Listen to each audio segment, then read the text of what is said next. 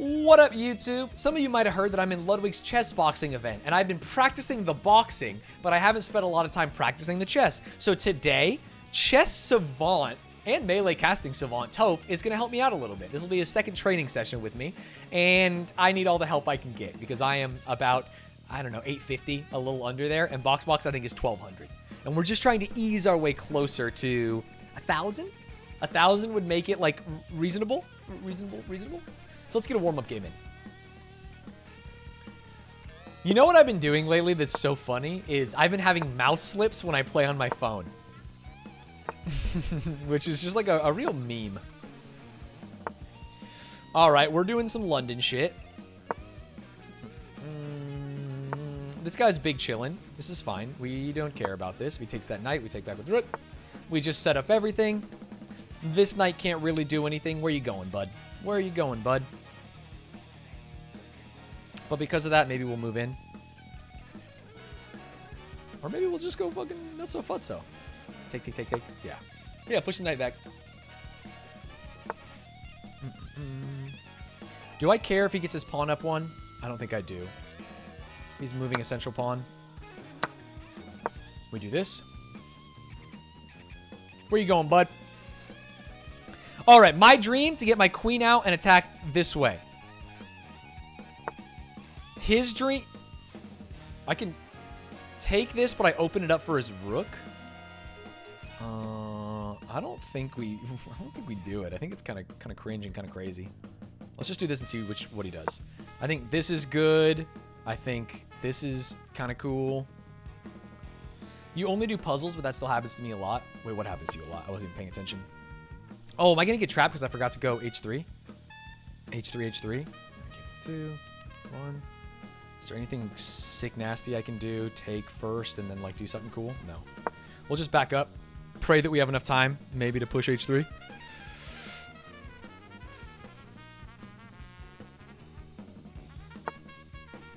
Queen comes up. Oh, I mean, this is still pretty good. Oh, he can't put me in check. He can't do anything to me. I'm going to do it. I'm going to do it. Now, Big T Toph told me not to do this. But it's in my blood, man. It's in my fucking blood. I would also love to pin this knight, maybe. And then create a safe path for my bishop. Squeeze me? Is this guy smoking reefer? That's just a free knight. Thank you. One thing I've noticed... check.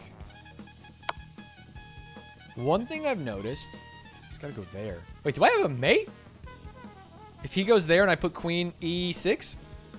What else can he do? He could block with something? Oh my god.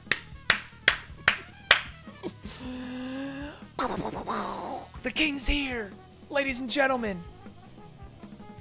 LMAO Stanz, have you seen that there's a YouTube short calling you out for using Ludwig? No, dude, I'll fucking slurp all... I use Ludwig every day of the week, baby. Retweet that YouTube short.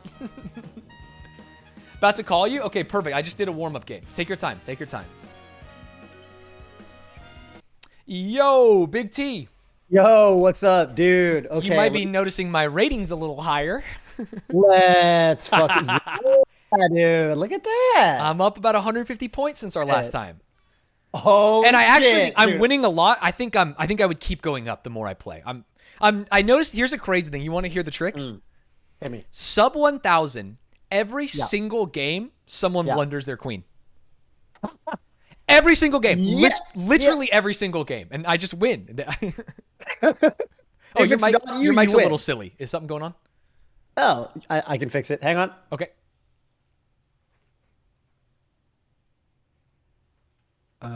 Wait. Oh, that might have sounded better. Oh, definitely.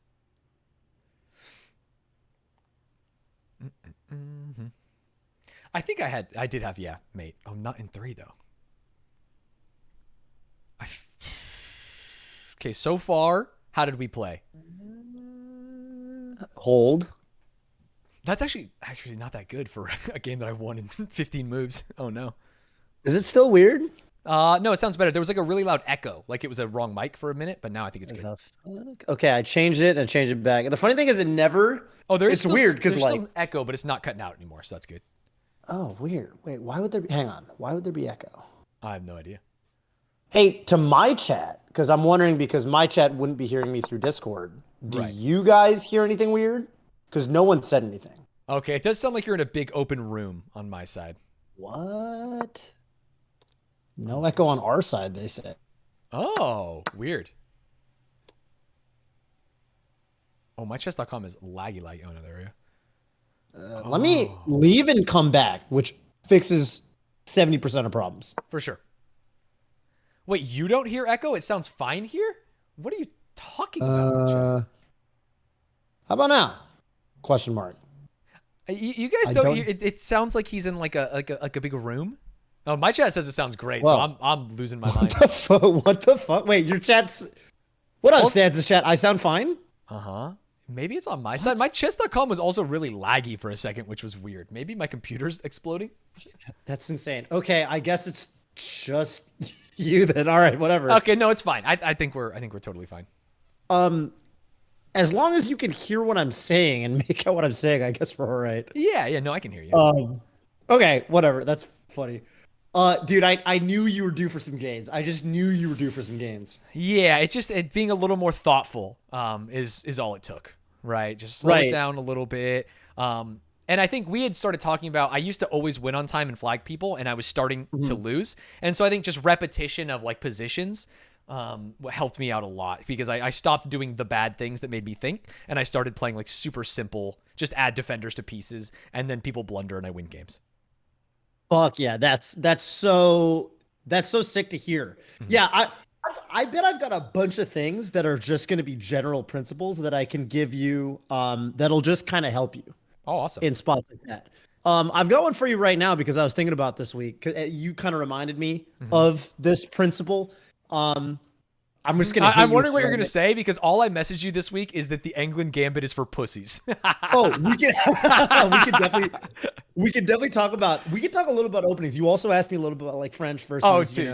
Potentially playing anything else. Yeah. I was gonna say, yeah, dude. A principle that I bet you maybe have never heard, maybe you have heard it, but it's really helpful, is if you ever don't know what to do, I think it's called like Makagono's principle, but it's named after fucking some guy. But if you ever don't know what to do in a position and like not a ton is going on, just improve your worst piece. Have you ever heard that? I've never heard that. That's very interesting. Yeah, so sometimes you're like, all right, and it's really, I think, really abundantly obvious at like lower levels where it's like, sometimes you don't, it's just kind of a normal position or whatever, but like, maybe you've got a bishop that's undeveloped or it could go to some better square. So it's like, figure out what your worst piece is and just put it on a slightly better square. And this is going to be so helpful, I think, especially in Blitz where like, sometimes you just need to make a fucking move. And yeah, I found myself struggling in like super closed positions of like, if I move anything, like it feels like it makes my position worse all the time. Right. And so yeah, that's been really challenging.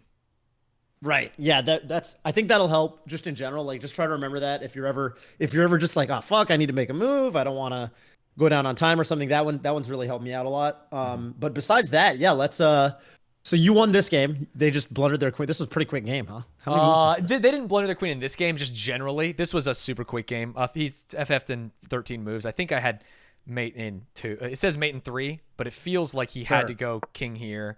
And then I thought this was mate. Am I smoking weed? That is definitely mate. Okay, but so why was it mate in 3 and not go back?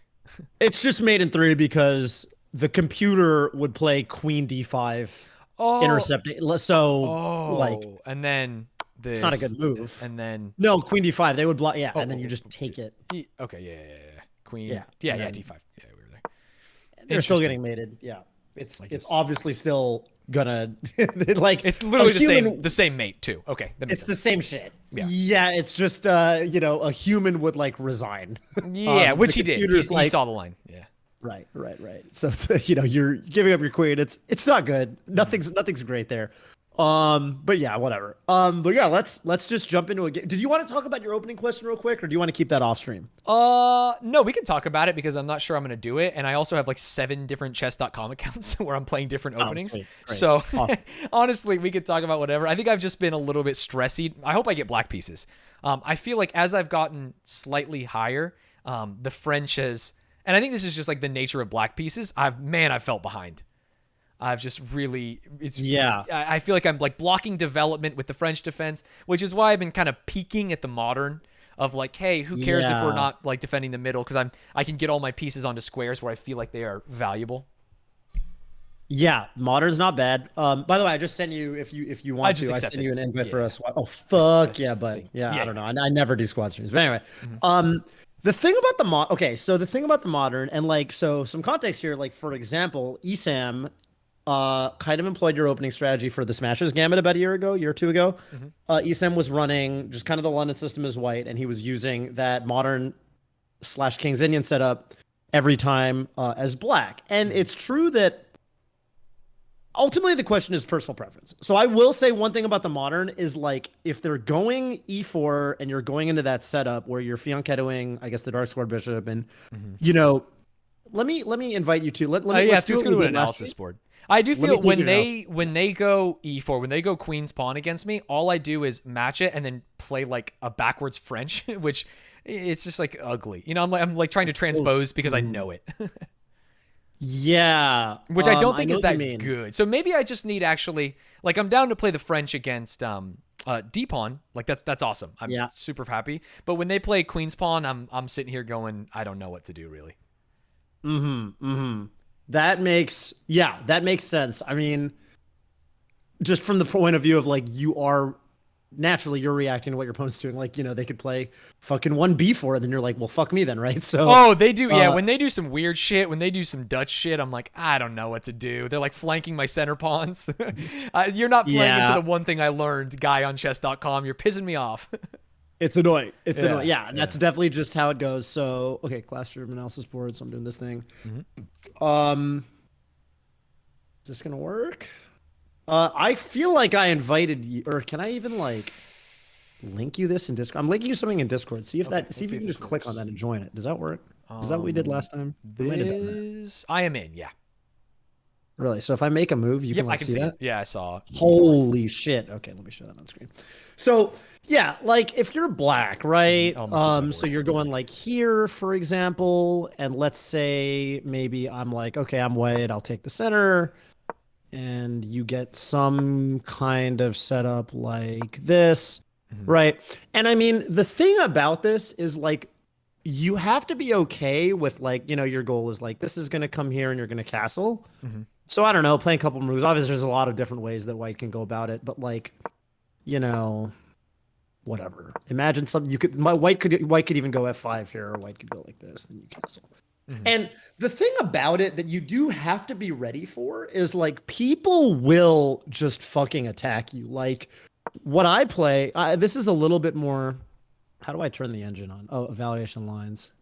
You know, I frequently, and I don't even think this is quote unquote like a good move, but I frequently adopt a kind of setup where I end up castling queenside as white, and I just kind of roll the pawns. And I find that like, honestly, it's not, it will feel, you know, like you get to play the same sorts of moves against most setups, but like on the flip side, like you have to be pretty down to accept a pretty dynamic game sometimes. And like, what I mean by that is like, you're going to get opposite side castling. So like to play a couple more moves or whatever. I mean, I don't know if these are like the best moves. Right, but you could end up in a position like this, yeah. Right, like something like this maybe.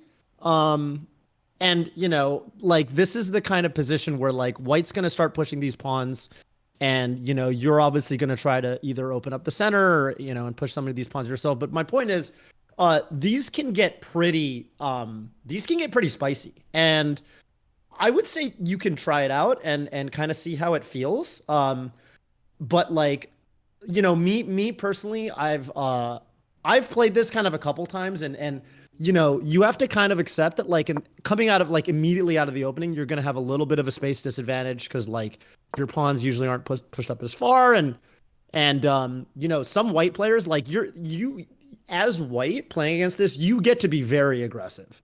And so if you are down to like defend and have those sorts of games, where either you're trying to like directly handle the attack or you're just trying to like say, okay, fuck it, I'm gonna attack you back. You know, these are the sorts of things that you're gonna have to be okay with doing. And like, I mean, it's fine, it's good. And if your goal is to get like a consistent setup, though. I mean, in hearing about this, I feel like closing up the position is going to be my best bet. Specifically, I mean, my dream is 3 rounds of boxing, which would mean like we're both going down to time. It's hard to find good moves. This feels like it could blow up to where, I mean, the opening I hate playing against is the England, and if white can attack out of this, then I don't want to play against it. You know, I don't like that. Yeah. Okay, I love that you gave me that context because from the point of view of like, oh, you just want to get back to the boxing and like, you know, just keep it stable on the board.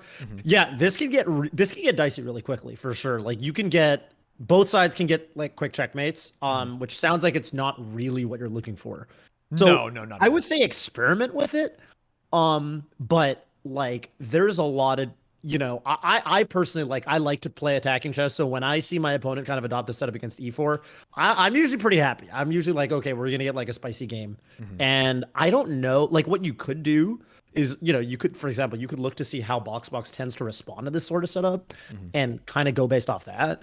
But I mean, yeah, it's hard to say. It's hard to say, without knowing you stylistically. Like you should, you know, I would say play some games and mess around with it, but yeah, I mean, I wouldn't deviate from what you're comfortable with. I want to play like a turbo virgin.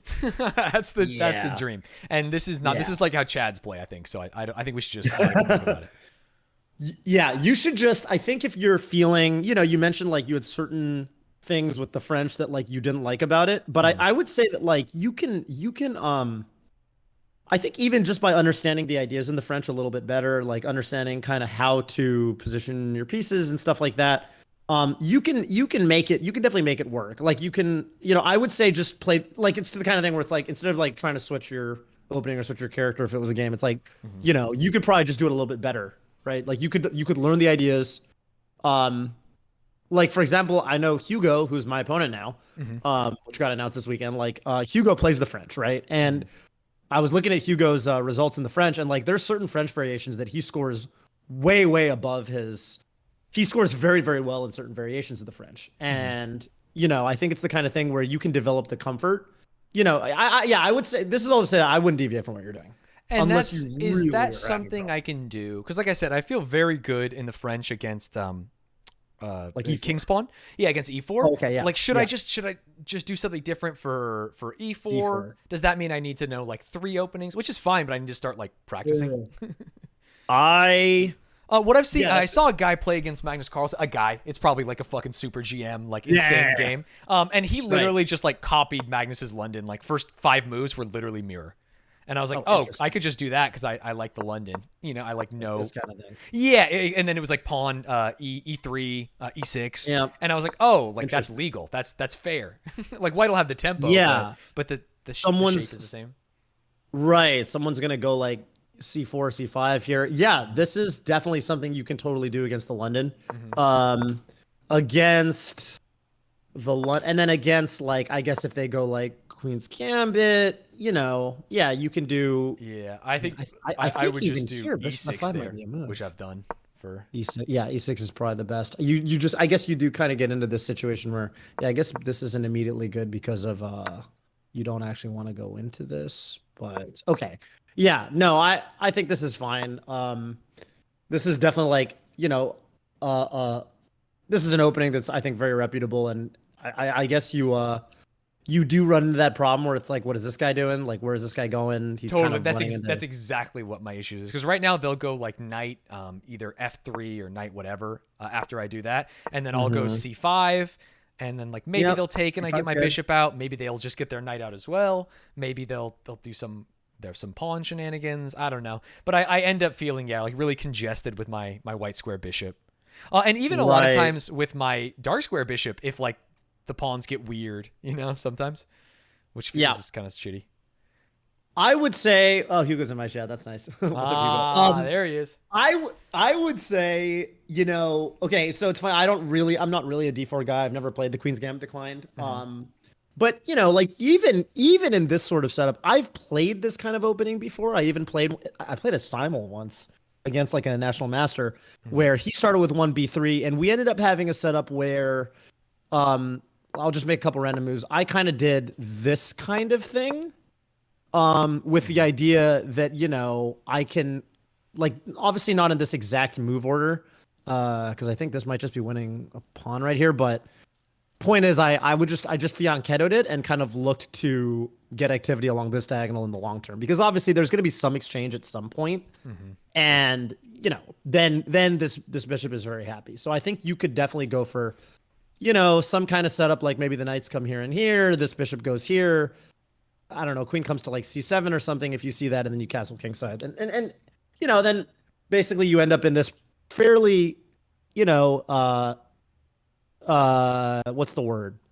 Like, not symmetrical, but yeah, balanced position, I guess, where, you're always kind of thinking, okay, when is it time to take here, and how are you going to get the most activity? And probably these files open up, right? And it's at least then you're not running into this problem where it's like, what the fuck do I do with this bishop? So I think that's fine. Okay. I think One that's thing fine. Yeah, in that's looking at this kinda what I would position say. that I've gotten into a lot, and I think it's bad tempo-wise, but I'm not getting punished for anything because this is 800, and like I said, people are blundering queens. Whenever I see knight f3, I'm immediately I'm so terrified because I've just been goddamn knight forked so many times. I'm pushing, I can't move anything. H7 pawn to h6. Yep. I'm doing that like so unbelievably early just to stop some stupid shit that I hate. And it's I've gone up in elo because I started doing it, but I don't know if it's good. So which is something maybe we can work on. Yeah. H6 isn't so bad. I don't think people are gonna like outright punish it like that hard. I mean, you could also consider like I would. And with At that this knight, point I'm in the playing game- a6 as well. The second a knight gets there, I'm taking both of those outside pawns up one. Just I've so many times they like get a knight deep that's defended by a bishop that I didn't recognize, and I'm losing a rook, and it's just very frustrating. Yeah, there's certain things like you definitely got to watch out for. You've probably run into Jabava London before. That's a pretty classic one with like white's gonna. It looks almost like, in fact, it kind of can look something like this. It looks almost like a London. You kind of think they're gonna go here, or you think they're gonna go here, but instead of that, they go here. And the idea with the Jabava London is if you're not careful, let's say, I don't know, I'll play some dumbass move. There's kind of things can get awkward with this guy. I guess in this setup it's okay, but maybe something what would be a bad move here. I don't know. Yeah, I'll get into the situation where the knight, I'll have nothing that will stop the knight that goes to c7. C7. Yeah, like if my queen is elsewhere and my knight is already in, and it's like, oh, like nothing can within one turn move to defend that space besides my queen, and then it's like, I'm not going to lose my queen. I'm going to lose the rook instead. Right. Yeah. Exactly. Yeah. Or my king is like moved and I can't castle, and he's also in the center of the board. Stan's getting fried livered out the ass. I used to be, and my solution has been just pushing those pawns h6 and a6, and it started getting better. But I don't know if there's like a better solution. I would say two things. I would say that I would develop, if I were you, and this is kind of what I've done for myself. I would develop specific. What's the word?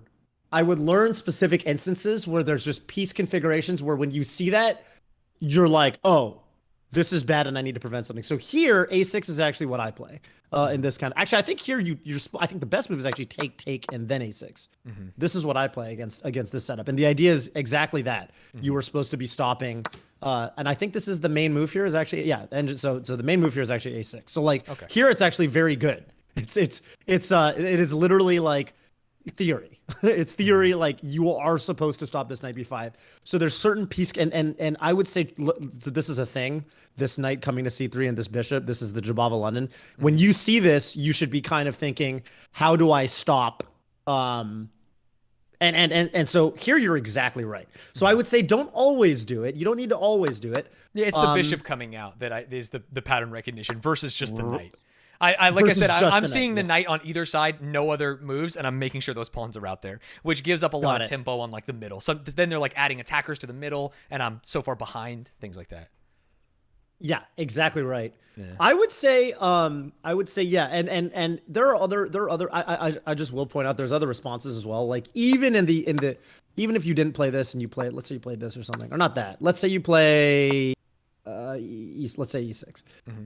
Even here, this does work to stop the immediate knight c7 threats. It's just like a little bit. Yeah, the this is a nightmare is little when bit you worse. get your knight out too early. Yeah.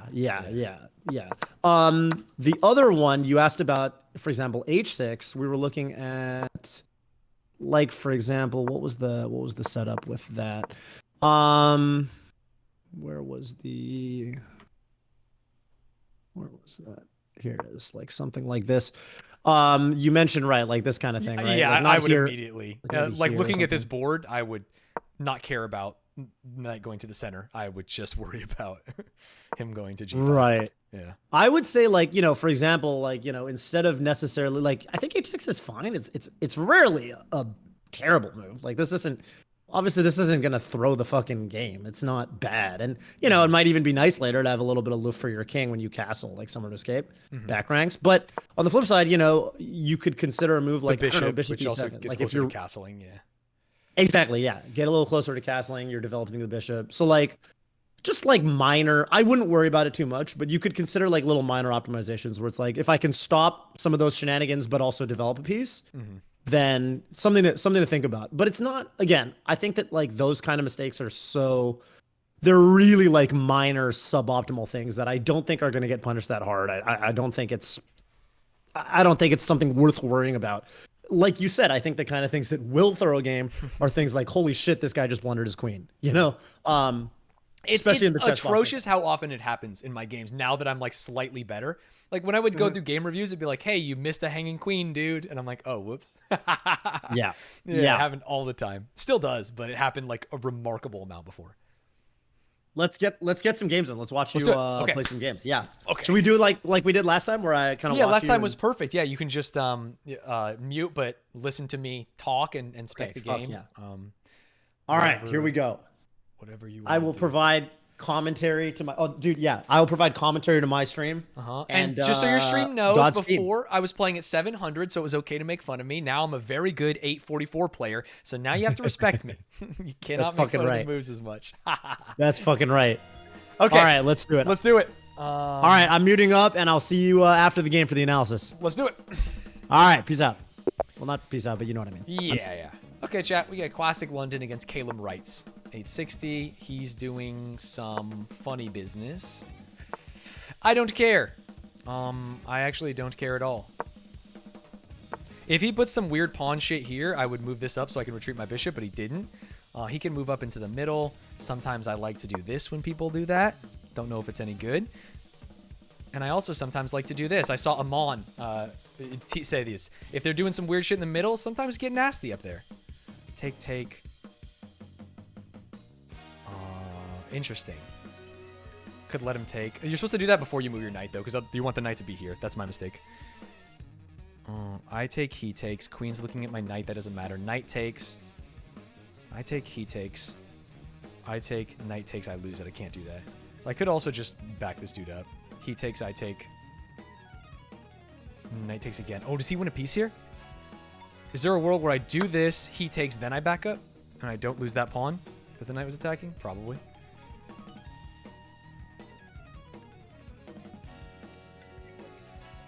I could also pin the knight with a queen if I was really scared about it, but I had to save the bishop first.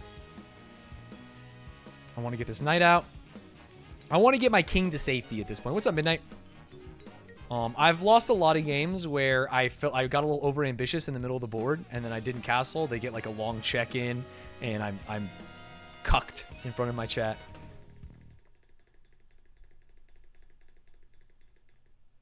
I'm scared. When they take this much time, I'm terrified because I'm actually not thinking. I guess I should be. Takes. We decided we would back up if that happens. He moves knight here. We take. He moves knight here. He can't. He moves knight here. Potentially. Doesn't seem that good, though. We're almost assuredly going bishop g3, right? Is there a world where he doesn't take, and then I move my knight so eventually my queen can take? That might be kind of nasty. Or did this guy just DC? Okay, there we go. The idea was we want to do... Oh, is this even better, though? The problem is if he moves this pawn, I move back, he moves pawn 2, I have to go here. It's like a roundabout way of doing the same thing. But we could also just either have him stack pawns or bring the queen out. I'm down with this. Oh, shit! You're crazy, dude. What the fuck? He pre-jacked me. Let's think through this. Is this fine? I don't like pinning the bishop, but... I also want a castle. That's what we were talking about. How can we do moves that actually prepare a castle for us? Great, he does the same thing. We take knight takes. We take knight takes, queen takes. That's winning. No? Please don't blunder. Ravioli, ravioli, no blunderoli. Okay, he gets to take the bishop, so it's actually even. Which is fine. And my queen's out, which can be a little scary. Let's get this knight out, which also attacks the bishop. Make sure we're not hanging this knight. The second we... Oh, this is interesting. The second we castle, this knight is hanging. No, because we moved that. We're fine. So now we actually can castle appropriately. We're attacking the bishop. This knight comes in. We just take the bishop. What else is he going to do? Win a rook? Unless we do this. Then he doesn't win the rook.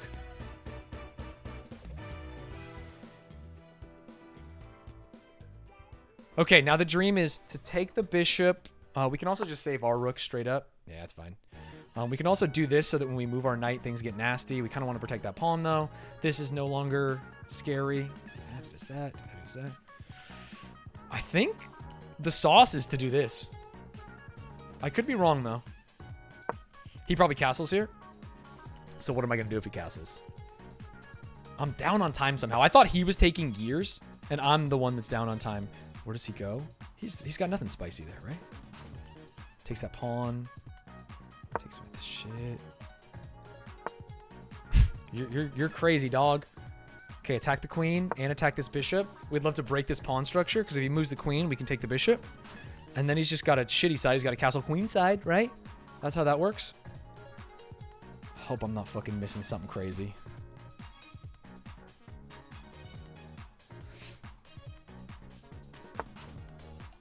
Like, squeeze me? I'm down. Fuck it. Check. Can we just get a little fucking nasty in the club? What if I want to trade queens? Because, no, we're even. We don't want to trade queens. Is this interesting? No, that's a blunder.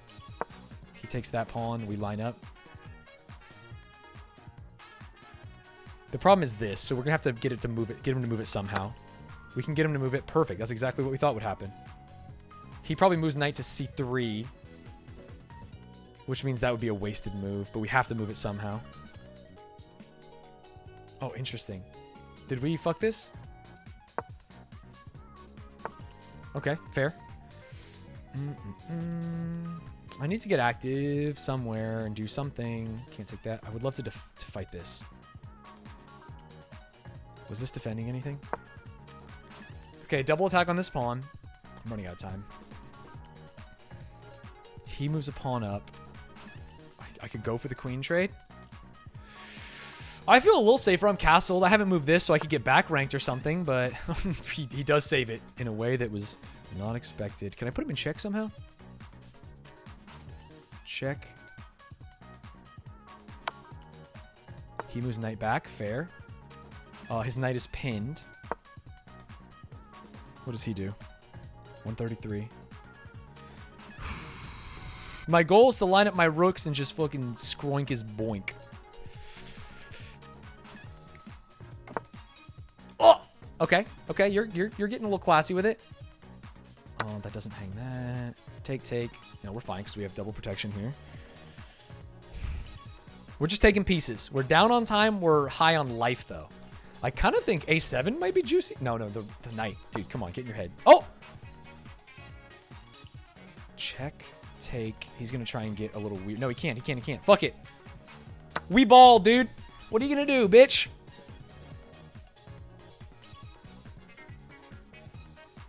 And then eventually we'll have this. Something's gonna happen here. He goes here, mayhaps. Then I just go here, mayhaps. Oh!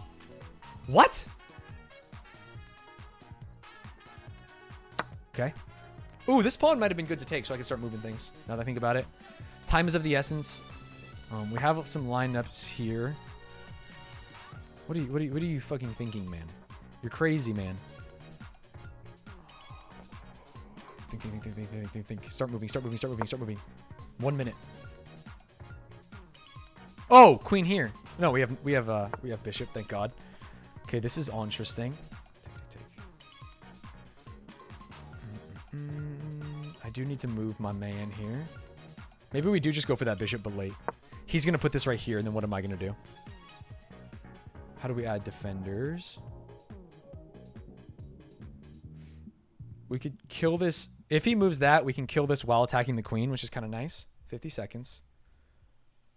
How am I going to win? Oh, interesting. We have this. I just did it without thinking, which is bad. That's the classic. Toad's probably molding. I probably just got mated. But I saw the opportunity for this, and I was like, there's got to be something good here, you know? If queen down takes... I hope something's good here. And once we start clearing these guys, this is going to be disgusting. Squeeze me?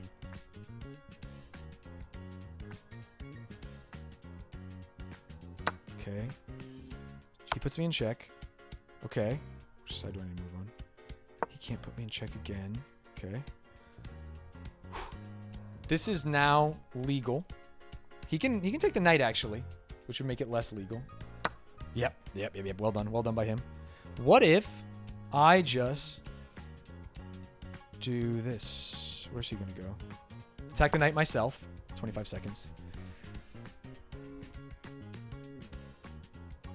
Oh, I wonder if I could have had these up here and just put him here to force something to happen in the back rank. How does he put me in check that really fucks me? He doesn't. That's the good news. He could take this. I take this.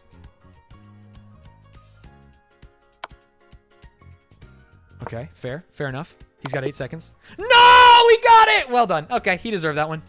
What was covering here? The knight just covered both ways. Fair enough. Damn, he used all his time. Okay, 6 blunders is not what you want to see, but I feel like I played that game to the best of my ability. What's up, dude? Why? What's up? What's up? Hey, what are you thinking? First thoughts. Dude, okay. Ugly chess on both sides. No. Dude, you think I'm gonna rip into you so much more? No. I don't think you're gonna rip on me. I think you're gonna be very nice. I think I'm just trying to figure out what was going on here. You were stomping him most of the game. Was I really? Stomping him most of the game. Yeah, you were stomping him bad. You missed a couple tactical opportunities, which we're gonna go over all of those. Amazing. I would say the overall theme of this game. So there was one big throw at the end, which we'll talk about. And to be honest with you, I was a little surprised he saw the mate. I was actually like, okay, there's one way to mate Stanz here, and I don't think he's gonna see it, but he did, which sucks because he had 8 seconds. And I thought that surely Caleb writes. But hey, we're above 800 now. Okay? That is crazy that he said 8 seconds. I was like, oh, he's going down on time. Let me just like move my king quickly. But I guess I should have been more thoughtful about it. Let me go. Yeah. Oh, actually, do you have analysis board? Let's go to the teacher board. Let's go to the analysis board. I mean, at the end of the day, we're in high elo now. You know, so true. Very high elo. You can see these. You know, so it is what it is. Let me grab the PGN and take it over. I think we can just go to that same old analysis board. And if I go to what is it? How do I do it? Add games? Yeah, I don't feel bad. I feel like I was thinking the way that, like, when I'm playing my best, I feel like I was doing what I did there. So I think I just need to get better. Yeah. Okay, check out. I think am I on the same board? Yeah, Caleb writes. Yep, we're there. So if I go forward, I see that. This is the game. Oh, hell yeah. Okay, so there are a couple moments that I want to talk about. Opening was fine. Someone in my chat who plays at a higher rating than I do, and also I think also plays D4. C4 was bad. C4, if you've already done knight, D2 is not right, as far as I know. So that was kind of silly. Yeah. I think the thing about C4 is that C4 really tends to show up a lot. People play C4 against me because I play the King's Indian, which is where you put a pawn on G6.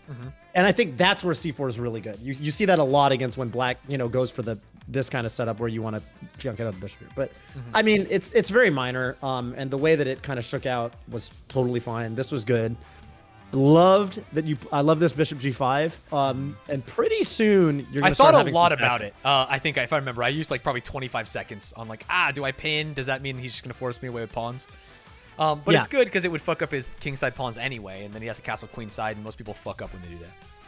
Yeah. You're saying if he does something like this, because he's no shot he's gonna go G5. G5 is, I mean, hey, at my elo, the engine says it's okay. A billion people do that where I play for sure. Objectively speaking, this is actually not bad at all. But I mean, he then probably has to consider castling queenside or something because he really wouldn't have a lot of king safety around. And like, I don't know, you're still looking at the pawn on E5 and stuff. I think this is objectively speaking okay. But anyway, I liked where you played. And now we're gonna go through a couple moves where you actually have an opportunity to kind of outright win. But I gotta say, this is a pretty hard tactic to spot. I should have taken the knight with the bishop immediately, right? Yeah. So let me walk you through this because if he takes queen, I take queen. I'm so silly. Yeah. Yep. So this was honestly this kind of tactic, which I don't really have like a good name for, but it's basically like you just gotta like. The way I think about this is like, who runs out of shit to take? Yeah, and so you remove the knight defending the bishop. We get a 2-for-1. There's a classic 2-for-1 opportunity here. That I just did not get. Yeah. So it's like boom, boom, boom. And then basically he can do one of two things. He can take your bishop, in which you take his, and you're up a piece because 1, 2, 3, 4. Yeah. Or he can like fuck his bishop off and be like, all right, cool, we're out. In which case, you just take a pawn and attack another pawn. Yeah, you do all kinds of stuff. Yeah. Do all kinds of stuff. Yeah, actually, apparently this is a bad move because, like, the bishop's getting trapped. But, okay, I mean, whatever. Just leave, right? Yeah. And the idea is, again, you're up a piece. 1, 2, 3, 4, 5, 6. 1, 2, 3, 4, 5. 6 versus 5. And the way to see these, honestly, is, like, the way because I was very bad at these for a long time. I would not spot shit like this for a long, long time. This kind of ties into the advice I gave you last week of like, you can kind of sense here that maybe there's some kind of tactic because like, you're kind of like, oh, this knight's pinned. So like, maybe I can take here and maybe this works out, kind of thing. And this almost works. This is even in terms of pieces, but this is the kind of thing where you rotate around the moves in your head where you say, what if I do the other thing first? What if I just take this and I let him take my queen? Then what happens? And you just have to calculate it out. Yeah. And I'd say the way to start spotting these is just like whenever there's this kind of situation where like both queens are kind of under fire, you just have to calculate, like just go down the line and like be like literally like take fucking a whole minute if you have to and just be like, at least when you're practicing and just be like, okay, I take a knight, that's one piece for me. They take a queen, that's one piece for them. Well, that's a queen for them. I take the queen, so now I've got a queen and a knight.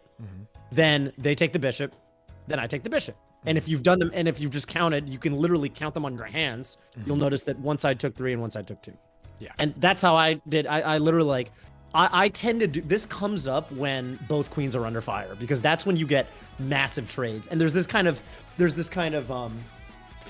that happens when both queens are under fire, where if you start trading, you got to go all the way. Like you can't really pussy out. And what I mean by that is like, once he takes your queen, you're both committed. You can't like be like, oh, I'll take that, right? Like you're both committed. Like everything's getting traded off. I mean, okay, he can do this, but like point is, like there's gonna be a massive trade where a bunch of pieces are gonna disappear, and I think it's worth just like when you see this kind of thing, when both queens are under fire, just calculate it out till the end. Like literally use your hands if you have to. Like I'm on my camera, I'm like 1, 2, and like literally count them out. And this comes up sometimes, and it's just there's no real shortcut, but that's how I was. This was like the last tactic that I got comfortable with, I would say. But anyway, this comes up. So okay, you played a decent move. I mean, this isn't a bad move. It doesn't blunder, right? Yeah. And then the funny thing is, he kind of gives it to you again after this move. So the funny thing is, even here, again counting. So I can get 2 for 1 again, just by doing literally the same moves. Takes knight on f6. He takes it back, or he takes the other one. Either way, I'm ending up with 2 pieces for that bishop. Right. Or and 3 pieces let's actually for 2 even bishops or whatever. Yeah. Yep. And to demonstrate, let's actually count them. Like, let's actually count them together. So it's like, you take 1 knight. So let's just say piece. You take a piece. Yep. They take a piece. Yep. You take a piece. They take a queen. You take a queen. So far they've taken 1 piece and 1 queen. You've taken 2 pieces and 1 queen. They take a piece. You take a piece. Yeah. Or if you like, both bishops leave, and then it's 2 for 3 instead of 3. Either way, for 4. you're getting 1 more piece for them. Yeah. It just depends on how deep Exactly. in the trading line you're going. Yeah. Exactly. Yeah, exactly. You take here, which actually, by the way, is another good move, because you actually still have the tactic available to you. You just had to see right here that you take this first. Yeah. I just And then boom. Keeping pressure on the queen means he has to make a decision and not kill my queen. Or if he does, I get Exactly. the queen. Yeah. I had the momentum on all of these trades, and I didn't use it. Yeah, instead I took with the blunder. queen, and it's silly. Yeah, It's just a free piece I could have had. Yep. So, okay, anyway, that's just like a general, like, tactical thing, like a tactical, I don't know what you call it, like motif or whatever, where it's kind of like, that's just something that you got to train yourself to kind of look for. But it's the kind of thing where I would say, like, the if I could give one piece of overarching advice, it's like, when there are a bunch of trades on the board, like, don't write them off. Like, take a moment to consider variations in the order in which things are captured. You know, like, as in, instead of this, like this instead. You know, consider, like, wait, what if I take the other way? You know, what if I take, there's 2 things hanging, like, I could take here or I could take here. And it's just like a quick little spot check, like, what happens materially? What happens if I flip what happens if I flip the script? You're flipping the script. That's all it is. Anyway, whatever. So you actually come out of it, even though, you know, you didn't get the piece, or whatever. You're actually still in a great I don't know spot. why I didn't just take the bishop. I think that would have been fine. Oh, I guess I was scared of the fork on the rook. That's why. Oh, yeah. You know, but I think I could have taken the bishop with queen, forced a queen trade, and then, like, I'm up.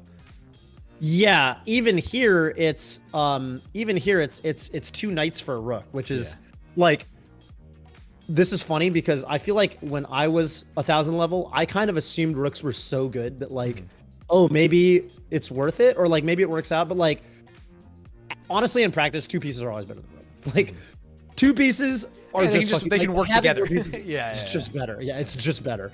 So don't be afraid to, like, give up an exchange, because what you're losing here is not a rook. You're losing an exchange. You're losing a rook for a piece, and you're getting a piece. So yeah, I absolutely would say just fucking take it. Like, this is just better for white. Like, you know, these knights are going to be really, really annoying for him. And to be honest with you, more than likely, he's going to blunder a fork at some point. So you're probably going to be up a full piece anyway. But anyway, whatever. Okay, but we went. He got out of a nasty fork later too that pissed me off. I thought I had some juice. I probably did. Yeah. But, Show me that when that comes up. I think I know the moment you're talking about, though. Okay, so I played it without thinking, though, which is bad, and I called attention to that. Oh, I know exactly the moment you're talking about. No, that was the best. I know. No. And it was so funny because you said, "Oh, I bet Toph's molding." You told me think about the moves, hover it, like make sure you're not blundering anything, and I threw the knight. Okay, the move was so good that I wasn't mad. Like, it was definitely the best move in the position. Like, it was far and away the best move in the position. It was complete. Like, the engine gave it plus 11. Okay. Got it. Damn, so you were. That sucks that I lost this game. Man. It does suck. But hey, time scramble. It happens. You're gonna lose. Yeah, I was up in the time scramble. So, quick question here. Yeah. Materials even. Materials completely even. How do you? Because we talked a little bit about evaluating a position. How do you evaluate this position? Like, if you weren't playing this game and I just dropped you in, would you rather play white or black, and by how much? White by 1 billion. That knight is just too deep. Like, all white's pieces seem to be, like, defending each other, working together. Yep. Like, I immediately know that I'm gonna reveal an attack on this queen, also attack the bishop. What's he gonna do? Nice. The knight is also, like, just straight up gonna hang if he doesn't move it. This feels super duper better for white. Okay, it is awesome. Okay, perfect. I just wanted to make sure. I was feeling pretty good at this point. I was thinking, Okay, fuck yeah. Which is absolutely the case. All your pieces are pretty good. Like, this knight needs to go somewhere, but once it does, it's going to happen with tempo because you're going to have a discovery on the queen. Yeah, you are, objectively speaking, like, even though you didn't win a piece, which is why I didn't mind that much, like, you didn't spot the tactic, but on the flip side, like, you were killing this guy. You're totally killing this guy at this point. He hasn't castled, and he can't castle yet because he needs to get his knight, like, out of dodge. Like, it's really unclear to me. It's really unclear to me, like, what this move does. Like, I think this was just a really bad move on his part. Like, it's almost like he thought you didn't castle, like, or something. I'm like, what are you even, what have you accomplished here? You've just, he's just let you get his rook to c1 for like a juicy he's just moving his knight a ton. He's just going back and forth, keeping the hand on the knight. And now I get to move the knight like I wanted to. Yeah, exactly. So you play it, which is awesome. He has to do something about the queen. I think you might have just taken the bishop, which I think honestly I did too. is Straight up, yeah.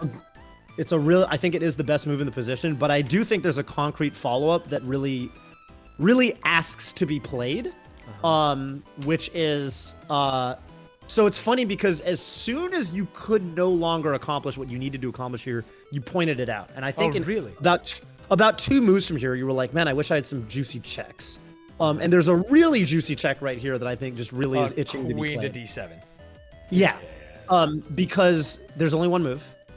And what's this guy doing for the rest of the game? Yeah. It's like, it's really bad for this.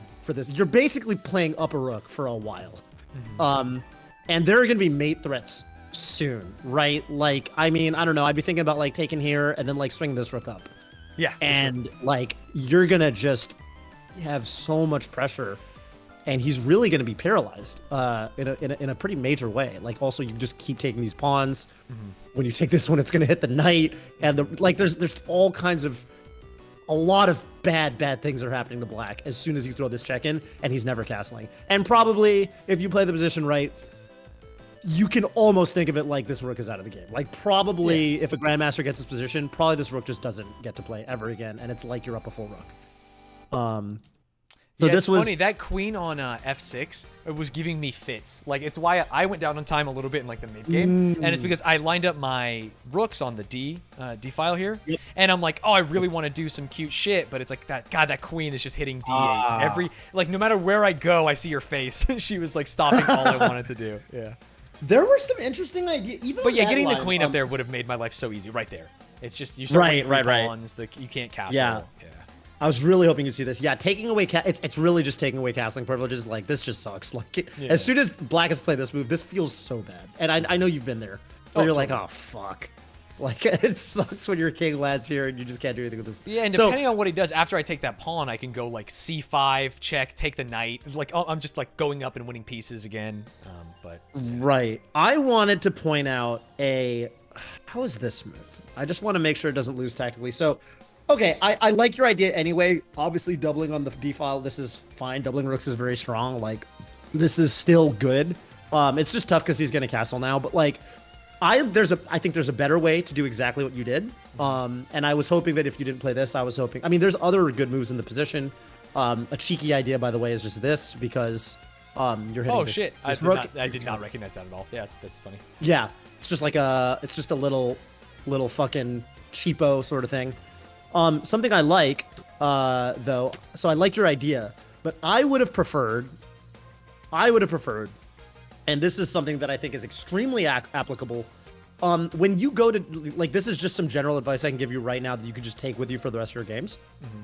When you're doubling your rooks, like, don't automatically double them by stacking them, like, on your first 2 files, right?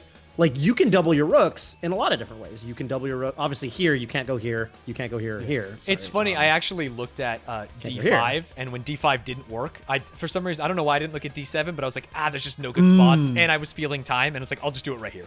he can't take me. Got it. Yeah, you were a little bit down on time. But yeah, rook D7, really strong because the rook's probably my dream was actually rook D6 to, like, attack the queen and, like, be set up for like, some other things later. Not right now, but yeah, there's just the pawn was there, so I just threw it where I wanted to. God, he only had 8 seconds and he found a mate. That sucks. It sucked. It does suck. It does suck. Yeah. I knew he would do that. I called that out, and then I was like, oh, I get to double it for free. Right, which is like this is like a really bad move. I like where your head was at. I think you were thinking about like trapping the knight.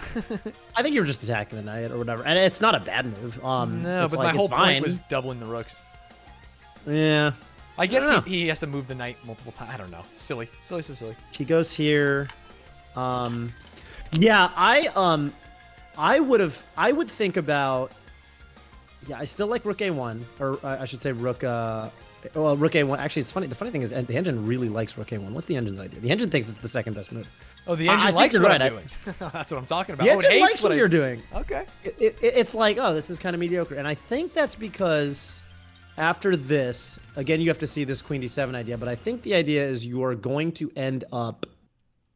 Oh wow, that's so some little line. tactics here. Yeah. Some not too deep. The best move is this crazy. Oh, it's not. Oh no.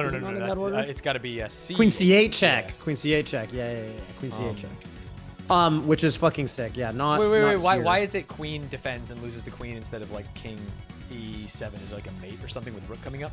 Queen E7. Yeah, and then King E6, and then you're gonna go. Actually, what is? I guess you go right above it because he can't take the Rook. Yeah, it's this discover check with everything covered. So this is just straight tactics, and the king has to move, and then you're getting. And then you just go down this man. That's wild. So that's pretty filthy. I didn't even see that whole line immediately either. Notably, yeah, I mean, you're sacking the fucking rook on a7. That's pretty nuts. So I don't think I would have seen that. Yeah. In a blitz game. But I have to imagine that even this, right? Like even this is pretty gnarly. Yeah, you're like, just eating his defenses. You're attacking the rook. He's got nothing to. I mean, he's only has the queen defending the knight at that point. Right. And then eventually, with the rook on a1, I think the idea is eventually you are going to reach a spot where, like, and you're going to do it while double attacking the knight. Like, some shit like, again, here, let's just, like, play it out. Let's say you play here. Let's say he plays, like, I don't know. Rook B8. Maybe he says some shit. Yeah, rook B8. I guess rook B8, you just fucking go here. The idea is that, man, there's not... This gets really dicey for him because you're going to take basically. I think the idea is you can make. First of all, you're going to you might be able to throw like rook d6 in at some point, double attacking the queen of the knight. Right? Like, what's he going to do? Let's say he like decides I need to get my king somewhere here. Then I would say probably just this, double attacking the knight and the queen. Right? So how's he going to deal with that? Maybe he moves the queen somewhere, but the queen's needed to protect the knight. So what if he moves the knight somewhere? What if he says?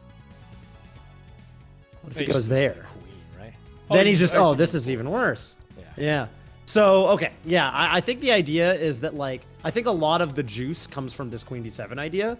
And rook a1 ends up being valuable because, like, if you start munching on these pawns, eventually it's they for this team up. knight. Yeah.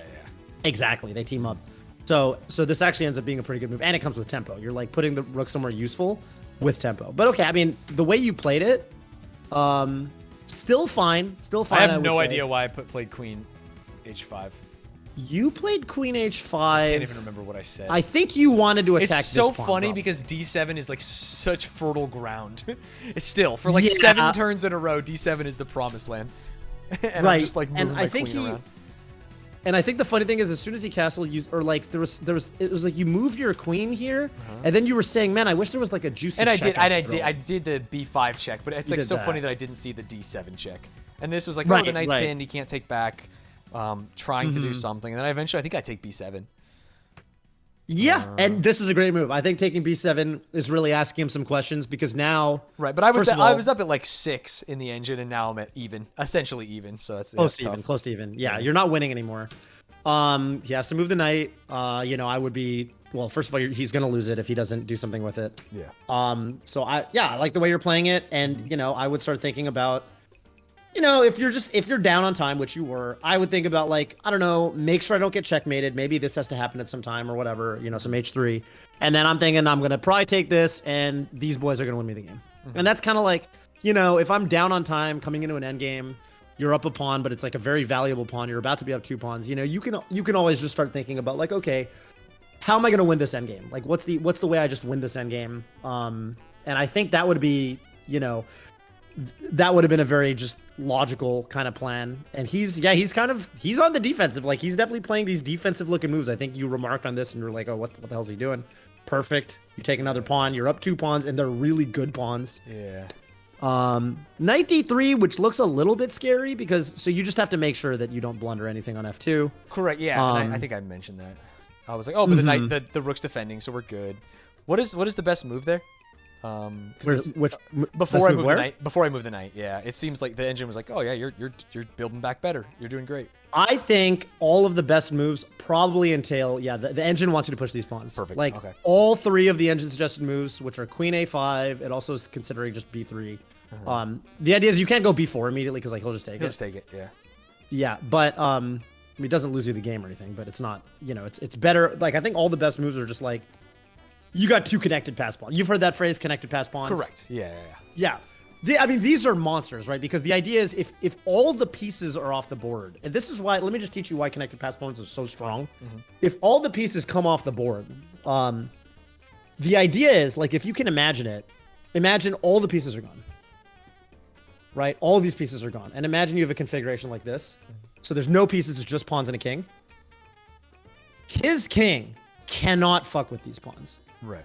Because if a king ever lands, let's say like literally you're not even moving your king. So he marches his king up. We give him infinite turns and he marches his king up. And as soon as he takes this guy, that guy runs away. And he runs away. Queens. Yeah. And he queens. And it's like when you have this kind of configuration, the opponent king cannot fuck with it.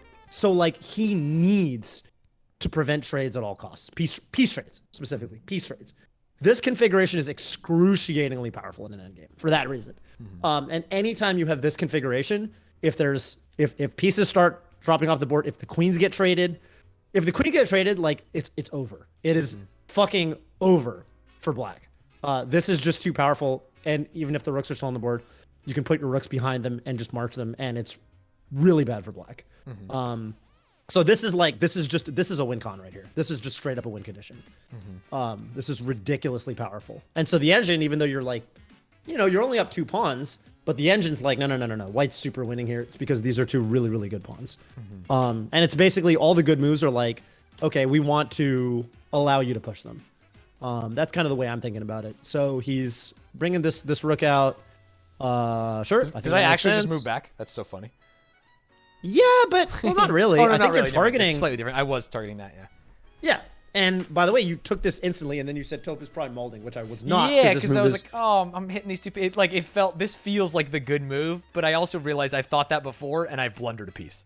Got it. So I did not evaluate at all, besides just thinking it was good. Okay, in this case, it's fine. This is a very intuitive 11? move to make. How did I lose this game, dude? What happened? I know we're getting into that now. I was playing so hot. Yeah, dude. So this is, by the way, you saw the fork pretty quickly. Yeah. And the reason this battery isn't scary is because you are correct. This rook will drop off the board. It's like, so what if he threatens mate? You're removing one of the attackers. You can't mate with just a queen. And by the way, in this position, his knight also hangs. The best part about this knight, the reason this is plus 11 is because you're not just winning an exchange. This knight is hanging now. Yeah. You just took the defender of this knight. So you're like really going to town on him with this move. He goes rook g2. Okay, I like this from him. I gotta say, because it scared me. All of a sudden, I was like, "Oh wait!" What I thought was like the dream is he's gonna rescue. He's sacking he's trading a rook for a pawn to save his queen, which is really good for me. But man, I felt dumb. From his perspective, I think it was a good last ditch attempt, especially because you were low on time. Yeah. He's at like ideally 9 seconds here. That's is so he really? Frustrating. Yeah. He's. I'm at like 30 or 25, and he's. Oh, you're up on time. That's I'm right. up. Yeah, he checks me. I was down, and I started playing quickly. Yeah, he checkmated me with 8 seconds on the clock. Yeah. The move to see here, far and away, I think the move to see here. King f3 actually also works. This is just a little scary to play because it's like, whoa, where's my? Oh yeah, my king's like in the middle of nowhere, so I just didn't do it. This is scary. I wouldn't play this. The move to play, I think, you had to see that the knight was hanging. And therefore, you can block the check with the knight that was hanging. Now you're not losing it, and now you're up a full rook. Yeah. Also, you're not getting mate. Like now you're never getting checkmated because your king just has too many squares to go to now.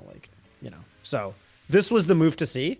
Not that you were losing after this. He's gonna win the knight, But then I think, and this is where things got a little bit spooky, because now I think, and this is something you need to calibrate yourself to kind of train, or like calibrate yourself to see, is like, the enemy's checks. Yeah. Really hard to do in a time scramble for sure. But this is like a killer move. Yeah. Because you're really running out of squares for your king. Like here, it's funny. I said out loud during this, I was like, "Oh, the queen can't put me in check." Because I'm looking, and I'm like, "Hey, h4." Like, no, h4 is dark tile. Like, we're good. Knight can't do anything to me. I truly believed that I could not be put in check from this position, and in fact, there was the god check. Yeah, that check is so brutal. Yeah. I wonder if even this is just fine. Just not giving him this square. I think this is fine. I guess he has to go like. He's 90. Oh, the idea is he's gonna threaten this. But yeah, I think the like the best way. Man, it's tough here. I think the simplest is like, the first thing you have to do, you just have to see it. You have to see it. There's a couple defenses. Like one of them, even this actually just saves you because now there's no checkmate. And in fact, it's like low-key a fork, which is pretty funny. And it's like a pretty subtle move. I would have probably in a blitz game, like I probably would have played this, just kind of knowing like bringing more defensive pieces. I'm up in material. I've got the exchange. Like I can just bring pieces home, and things will be fine. Especially the queen, because the queen's one of really my gut instincts, which I didn't want to do, and I feel like if I would have done it, I would have won this game. Was just fuck this rook. Just take the knight. He's not going to checkmate me with just a queen. And then I know 100%. I'm winning on time. I should have just done this. There's no way he win. He cannot win at this point. Yeah. He cannot win. Yeah, and I thought about it, but I was like, no, he can't put me in check. I'm winning this game. I have an advantage, and I think I rotate the queen over just to try and take care of the knight one turn later. But yeah, it's mate. I hung mate. Yeah. And he saw it pretty quick. I think the funny thing about this, and this is kind of the way I've started trying to think about this sort of thing, is like, it is kind of hard to see from that perspective, but let me see. Does this work? If I flip the board, if I flip the board and you look at this and you're playing black now. I mean, the check is obvious, but I'm not. The check is obvious. I don't see a mate. So then, like, depending on where he moves, but then I guess you just move the queen to where the knight is. Wait, no. You know what it is? Wait, where's the fucking mate? Am I smoking weed? It's not E. Oh no, I'm not seeing that in a billion years. You know what I think it is? I don't even know. I don't even know that he saw the mate. I don't think he did either. I did. I think he just was like, I need to throw checks in. And yeah, he had 8 seconds checks left. in. Oh, he fucking randomed me through a smoke, dude. Yeah, he did. I think he did. Oh, I know he did. I'm looking at this. There's no universe. Any player at my level, 850, is thinking, how can I move the queen down here? I can't believe he didn't move the queen to E1. Yeah. That's fucking crazy to me. Yeah. He, I think he just threw in some checks. And unfortunately, obviously people throw around the phrase, like, there's no luck in chess, which is true. It's not a luck-based game, but, like, this is about as close as it gets. Hey, they've never played at low levels. You're high elo now. You're high elo now. Oh, yeah. Sorry. I'm high elo now. Yeah. Okay. I mean, yeah. Damn. But so much of, like, quote-unquote luck in chess is, like, just mitigating little checks. Like here, even this, where it's like, there's a check. I don't want to fucking deal with that. He's got 8 seconds. Fuck it. Not giving him H1. Like, it's just like, and it's the kind of thing where, like, when tactics arise, it's not like the great players always see the whole fucking combo from the very beginning. It's more like they go, I'm going to put my pieces on good squares because I've seen those patterns before. I'm going to put the pieces where I think they belong. And then the tactics just kind of arise. That's usually how it works out, right? It's like a lot of it is just pattern recognition. And man, Queen G3 looks so nice now that I'm like, obviously with hindsight. Yeah. G3. Just to kind of stall for time. 100%. And also, I wish I would have just sacked the rook because I would have won the game. Bummer. Yeah. Yep. Agreed. But it is what it is. I mean, yeah, I think he played a pretty good game. Like, and again, I mean, I'm going to tell you what I told you last week. I still think you're on the cusp of. I guess I'm saying your rating plateau break. I don't think it's over. Because you're very close. I'm winning a lot of games in my free time. I'm just not playing that many. I think I'm probably about 900 right now, maybe a little higher. And you're at a place where I feel like the tactics are starting to really present themselves, and you're just going to start jumping on them with more frequency and confidence is what I think is going to start happening soon. What's happening is at this level specifically, there are games where I like get broken in an opening, or I win because they blunder a piece. That is the only thing that's happening. Yeah, that'll just happen. I've lost every single England game I've played against, and I've won most normal games I've played against. What I would do then, if I were you, is I would make, like, on League Chess they have studies, I don't know what the chess.com equivalent is. I play on chess.com, and I basically do analysis usually on League Chess. That's just kind of the schematic I've developed for myself. And I have, especially in openings that I struggle with, I'll make a little study where, like, you can. So I'll show you what this might look like. You know, if I go to just flash analysis, you know, you come in and I'm not seeing you what can say you're doing if you're doing. Oh, let me screen share to you. Let me screen share to you or whatever. That's probably just easiest. Just to show you real quick. You don't even really need to capture this for your stream, but I was just gonna say, like, you can save this in an analysis thing that you can load up at any time. And I would make it private just in case BoxBox is spying on you. Right. But you could you can basically you know, you basically go down, and I would say every time you play a game, this is kind of what Amon told me, every time you play a game and you run into some moves you haven't seen before, just like find the moment where you lost the game or whatever, like find the moment that you like didn't know what to do and you played the wrong move. And like what's the I forget what the classic trap is, because I don't play D4. There's some classic traps in the England Gambit with, I know, like the fucking bishop comes out here and shit like that. But point is, you just like you know, you can save this as a study. There's like some kind of fucking, you know, you click here and it saves it as a study. And the idea is every time you run into this opening, ideally you'll have in your study all of the moves that you've encountered in this position before.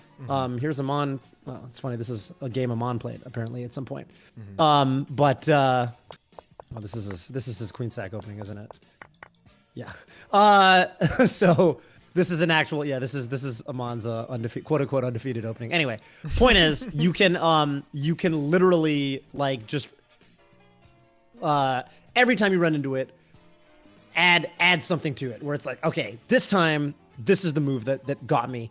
And the nice thing about something like the England Gambit is there's very specific, concrete ways that you will lose, because it's like this trappy kind of gimmicky gambit thing, right? Or whatever you want to call it. So ideally, each time you play it, even if you're losing, you're adding one more thing to your study where it's like, okay, I'm not going to fall for this again. I'm not going to fall for this again. Yeah, you get and one that'll step build up deeper over in time. the line. Right. I'm totally right. fine with getting boomed on like a tactic on turn 12. I just hate it when right. it happens on turn 3. It makes me want to quit playing chess. Yeah, because it's just a knowledge check. It's so frustrating. Then like StarCraft, it's like getting 6 pooled. You're like, dude, this is not how we're supposed to play this beautiful game, my friend. Yeah, it really fucking sucks. Yeah, let me see. I want to even show you. Let me see if I can show you any of my little studies that I have. Okay, I can show you like my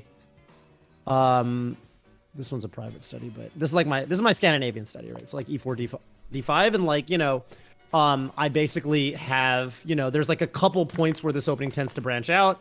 And obviously there's like some sidelines, right? Like here, I think, you know, this is a thing, and then I usually go here or whatever. But the main line, you know, with the queen a5, and so at this point, you know, there's a couple different ways that black can play. And so like here, like there's some common moves where like you've got bishop coming out here, the bishop coming out here, and I kind of have, like, every time I play a game in this opening, I kind of like I will kind of jot down. I'll go into the chess.com analysis, and I'll go to the point where I stop playing the good moves, and I'll try to expand the study. So the idea is every time I play this opening, unless I'm actually getting out of the opening with an advantage or you know, perfectly following the book moves, I will kind of expand this a little bit. So the idea is every time I play the opening, this will grow a little bit. And so even if I lose the game, I feel like my understanding of the opening is growing just a tiny bit, you know? Right. And that's kind of, you know, yeah, and there's obviously a bunch of moves, and I have just kind of like the lines that I play against every single. And then the cool thing is, the best part is, I would even the cool thing about League Chess is a nice integration. Chess.com does too, but you know, you have to be platinum or diamond or whatever. But yeah, the opening book is really useful. So you don't even really need the engine on. Like, you can literally just go down. You see these on the side here. You see these like pro games, like, just like, you can see that in this move there have been 372 master games. Go to Masters database, not Leech. Leech Chess is just like all the games that ever happened on Leech Chess. Fuck that. Go to Masters. This is like pro games. Yeah. No one has ever played anything but Bishop G6. What the fuck else are you even gonna play? Oh, okay, yeah, bad. That's fucking crazy. I guess this might be a thing. It's probably really bad. But whatever. Point is, yeah, you can see that. Yeah, you just go down this, and you kind of can go down this until you're out of book, basically. And in the ideal world, it's your opponent who leaves book because you played all the good moves, and they're the one who like fucked up or deviated or whatever. Right. But anyway, yeah, they didn't know that if they did that, like, there's a huge opportunity for me or whoever Right. else. Yeah. right. And I think for especially to like defend against a gambit, this is a great way to stop getting boomed in some gambit because like you don't ultimately need, this isn't going to be like the fucking Rui Lopez or the Sicilian where there's a gazillion ways it branches out. It's like, oh, there's like 3 or 4 like pitfalls that you need to avoid. Yeah, And once if you fuck it up, they absolutely rape and pillage your village. It's done. So frustrating. Yeah, it's literally done. Right. I've So, even won a couple where they've like taken, they're like +9 on pieces, but they're just bad because they don't know what to do after that because it's the only thing they do. They're paste eaters. People who play the England are actual paste eaters, dude. Oh my god. That's so funny. That's so fucking funny. Yeah, I mean, yeah, that's kind of how it is. And it's a good thing you play D4. Wait, what is D4? They're playing the England as. Oh, because you play D4 and they go E5. Right. Correct. Yeah. Yeah, it's funny because there are not that many because like there's way more of those in E4. Like if you're an E4 player, there's a gazillion of those. Oh, but really? The England Gambit, only one that happens to me is the England Gambit, and it makes Gambit, me rip my hair out. It's really funny. Yeah, that's like such. It's funny because I play E4, not D4, and it's funny because that's like it's like you're getting a taste of what it's like being an E4 player. That's so because E4 players, there's like 20 of these. Yeah. And you just gotta, you run into them and it's fucked. But there's also more opportunities for you to do those as an E4 player. So Right. those sorts of players will gravitate towards that. I You feel wanna there's literally easy chess, which is the London opening, and then there's hard chess, which is everything else in the game. Dude, when I'm playing the London, it's like baby's first game. It's like there's a tutorial on. It's like, hey, you literally cannot lose the game in the first 6 moves if you do these things, except to the England Gambit. And so it's very funny.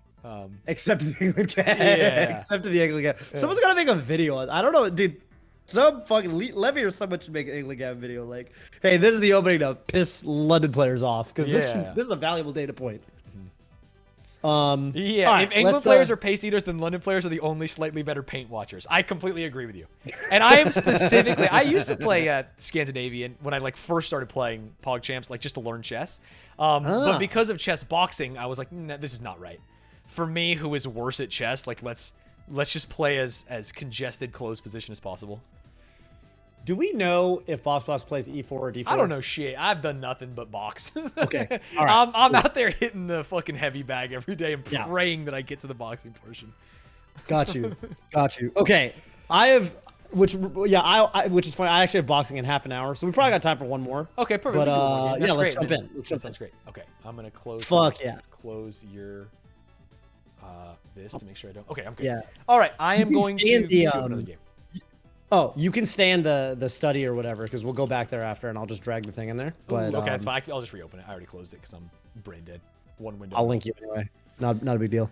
Okay. All right. Let's do it. Okay, one more game. I lost this one, but I felt good. I had a huge advantage, and he found the fucking nastiest mate of all time. I don't even feel bad. You're winning the whole time. You were winning the entire game. Okay, hope we get black here. Let's hope we get black. Although I did blunder a billion times. Whatever. Let's go. We're going in. And I'm gonna mute up to you. Okay. All right, peace out. Ooh, Adam and Face 874. You guys a bit of a. Sometimes chat. What am I doing here? Sometimes the game chess.com will put me against like a player who's at 1,000, and they will fucking wipe my face off, which is a worrying thing for me. This is fine. Okay, that's great. I don't mind. I think I just get all that I want and I castle. This is a situation. I actually didn't do the thing that I really like to do, which is this to stop his shenanigans, but that's fine. I will castle as well, King, and then we will play a positional game of chess, and then one of us will flag. Welcome to the show. Okay, starting to move both knights around. What can I do? That bishop's just chilling. We could line up this and maybe take that pawn as something that's cute. Let's just castle. Maybe even move our rook to E1. Oh, interesting. I am fine with this. What's he move? If he moves that pawn, I think the king is less safe, and that's happy for me. Oh, I can't. The knight. I'm so silly. Let's not... Excuse me? Can I just pull this pawn out of the middle? I like my light squared homie, though. So I don't necessarily want this. Could also do this, which gives us some juice. But if he moves that, it's attacked by the queen. Let's slow our roll for a second. If he goes there, we're not scared. If he goes there, we're not scared. If he goes there, we're not scared. Let's just get normal.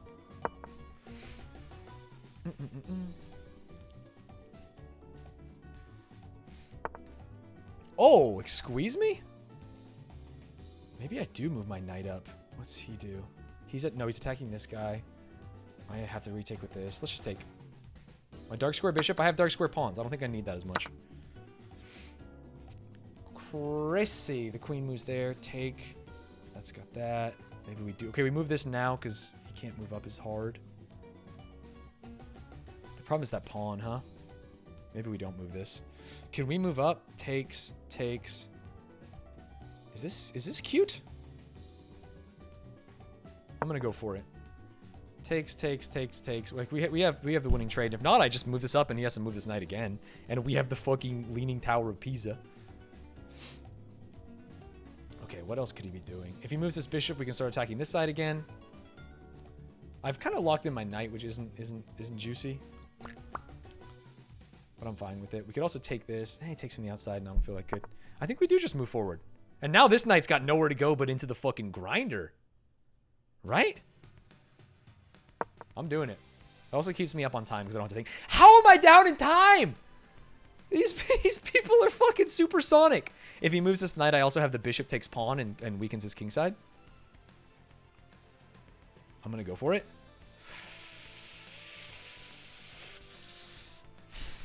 What are you going to do, buddy? Oh, interesting. Take here. Don't I just take... I can keep my bishop alive and still be kind of juicy. He takes. I take. I'm still threatening this. I can still get my knight up there. What in God's name are you doing? You're scaring me. What else can I do? I don't want to do it. I'm a big wimpy baby. So what can I do? I could honestly just start moving both pawns. This feels cringe and crazy. And I might regret it. But we have what feels solid. And I feel like he's behind on this side of the board. He's got so many pieces over here. Like, where's this guy going to go? Dead.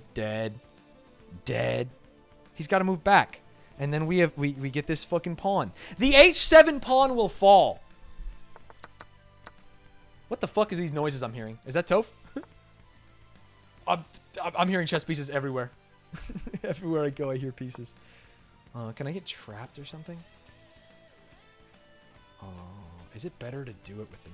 I'm just gonna do it here. Lol, that was because I was streaming you. Sorry about that. Oh, that's so okay. funny. No, I just got terrified. This is great. That's actually so funny. Dude, I'm... I do this. He moves back. I do this. Get out of here, Mr. Knight. Get out of here, Mr. Knight. If he goes here, we take with bishop. If he goes here, we take with pawn. I know I said I didn't want to do this, but at this point, I think we've kind of weakened his position a lot. Now my dream is to get like a rook somewhere. Be very careful of that. If he moves up, do I care? I don't think I do. I don't care about that queen. This rook is literally useless. I've got some juice in the middle. Dream right now is to take this. Oh, I could also just maybe take this. Maybe I can get like a queen check all the way over here. I'm going to move my rook over.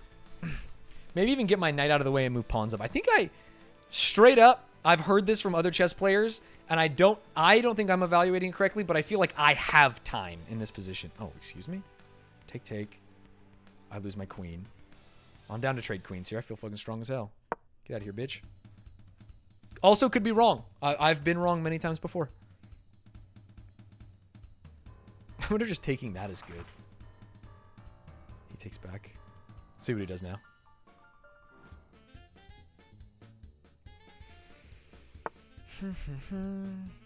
Oh, whoa. Okay. That's fine. This is still defended.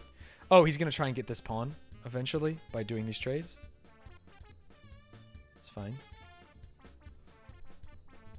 I got to start playing slightly faster. But I think he's under pressure. Because right now this pawn is free as fuck. Free as NA and CSGO. You know what I'm saying, chat? Shout out to Team Spirit for winning. This pawn is hanging. This pawn is also hanging. Can I defend this pawn anyway? Take, take, take. Yo, what if I... I'm going to say it. I'm going to sack my knight here. Check. Take. Take with queen. I have to have something good.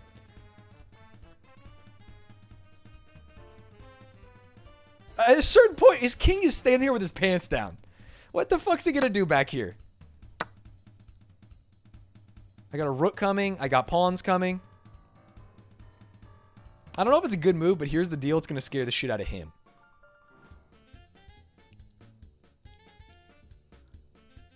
And I maybe even just move this pawn up. And eventually the pawn gets into a position to where he's absolutely going nuts. Maybe I can spend some time to get my rook all the way over. Can even move my king up. Get the rook over and then just push the shit out of the pawn. Yeah, he's thinking. I've scared him. Fucking excuse me? No, now I don't want to. Now I think that he's memeing. What the fuck are you doing, king? Take, take. Get the rook over. I'm down. Fuck it. We ball. I'm just going to slide the rook over. I'm going to push the shit out of these pawns. If he moves this rook, this pawn falls. This. We have a strong... We have our passed pawns. We have our passed pawns, my friend. What's he attacking? Nothing. Bitch, you're attacking nothing.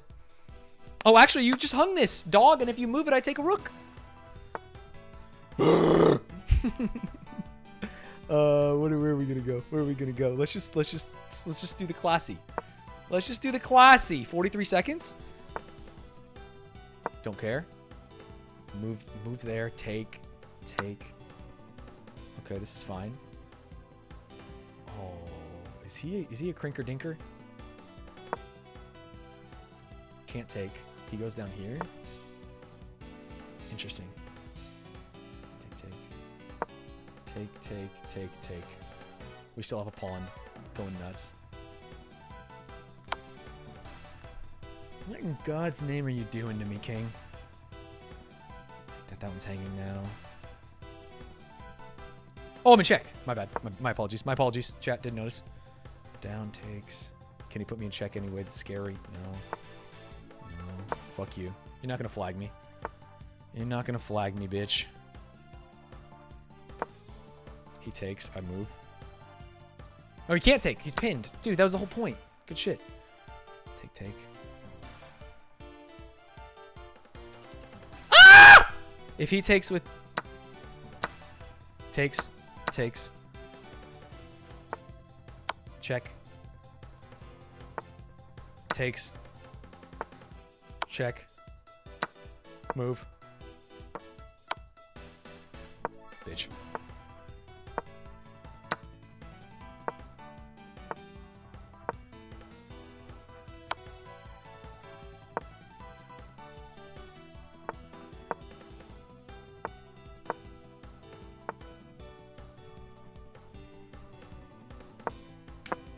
Fuck, did I boom this? I did.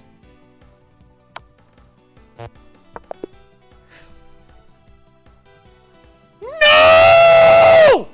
You're a pussy! Oh! Fuck! Oh! Rough one. Hey, rough one for the fans. Rough one. Yeah. I was up big again, I feel like. Am I crazy? Was I? No, you're... Yes, of course you were up. Okay, good. Okay, sometimes I can't tell. You played the first half of the game like a 1500. My late game is so fucking bad, dude. Once it's not the London opening, I don't know what I'm doing. I'm just literally down on time. I'm just throwing pieces. It's actually not because I'm down on time. Even when I have time, I do the same things. Oh, I should have won that. I still would have won on time. Like at a certain point, I'm looking at the king and pawns, and I'm like, I don't know who wins this race, which I did. No, you don't need to because you were up 3 pawns. Like you were up at this point. Okay, let's do it. Let's go to the board. Let's go to the board. So there's a lot to say, so I'm going to try to keep it condensed. I liked the knight sacrifice. This is going to be great. Really quick, did you like it? This is going to be great. Did I like what? The knight sacrifice at the end. I took a pawn with the knight, and then I got my queen. Loved it. I loved it. I thought it was so inspired. Was it like the best move? Like, no, it was not the best move, but like it was really hard for Black to meet. It was hard for Black to meet. Your logic going into it, I think, made a lot of sense. He was undeveloped. Most of his pieces were stuck on the other side of the board, and you had some really. Let's go in order. Let's just go down the game. Let's go down the game. But we're definitely you liked the beginning. That's good. That's good. Not only did I like the beginning, I mean, you were even saying certain things where I was so impressed. I mean, to be fair, I have watched, it must be like, what, 9 hours at this point of Amon does the London system speed run from 800 to 2300. So a lot of these early game patterns are super simple. It's like, I'm a fucking eating a salt lick. I'm just getting the stimulus of like, I see this move, I do this move. I see this move, I do this move. Yeah. Perfect. And the best part is, yeah, I mean, there's only one thing that I took note of that you didn't, and it was actually an out-of-game phenomenon, which was that I felt like your opponent was playing very quick in the opening in a way that I felt like he wasn't really thinking that hard about his moves. So he plays this move, Bishop B4, which is like, bro, I'm just going to go C3. You know, I'm a London player. Anyway. Yeah. I'm going C3 anyway, bro. Like, what the fuck are you doing? Now you had to move your Bishop twice, and also, what is it really doing here long-term? Like, I don't know. It's not that clear that this Bishop is really that good. I don't know. What's crazy is I was down on time. You're right. He was playing bad moves quickly. I felt like when I got out of the middle game, I finally looked up at the clock and I was like, how am I down 20 seconds? Like this felt like easy development. Did you turn on pre-moves? I did turn him on, and I actually tried to use him, but then he put me in check, and my pre-move didn't work. I don't fucking know how to pre-move, dude. My brain doesn't work. I should have just put him in check. Well, it's fine. It's fine. Yeah. The way you played both these games, I should have won so easily. It's so frustrating. Yeah. But that's a sign that you're on the cusp of a. Every time I observe this about myself, every time I'm like, I get into a winning position every game, and then I lose somehow. Yes. That invariably means that's the Nathan Stanz story. I'm always at least +4 in every game I played for the last week, and I throw it away. That means you're on the cusp of a plateau jump. Yeah, that means you're breaking through a plateau now / very soon, which is great. You know, that's positive. Yeah, that's just like only a good thing. So we'll speed through the parts where I thought you were playing. You know, just kind of standard moves. Okay, and then you saw. You know, we had this weird look in, and this is where you were like, wait, what the fuck is this guy doing? And I think correctly so. I don't really think this knight really belongs here. I think he's kind of asking for it. Yeah. The engine is even saying just rip G4 right now, which I think that this is actually a thing that happens in some. Oh, it's funny. I did that, and I felt weird about it. I felt like, and I loved it. Especially with people watching, I'm always like, is this like?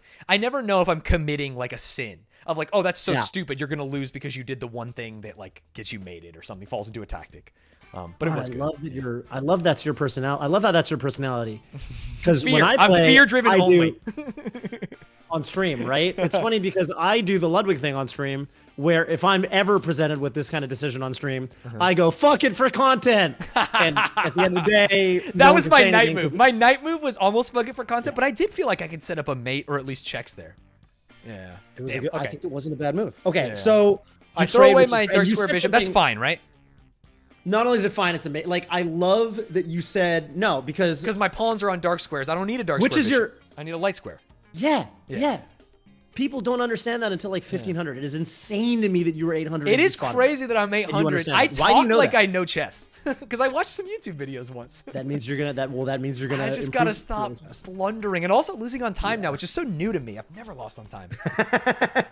So you are 100% right, and most people, I will say, up until 1500, do not intuitively understand this. In fact, did you watch the session me and Amon had where we were going over bishop endgames where there's just pawns and bishops on the board?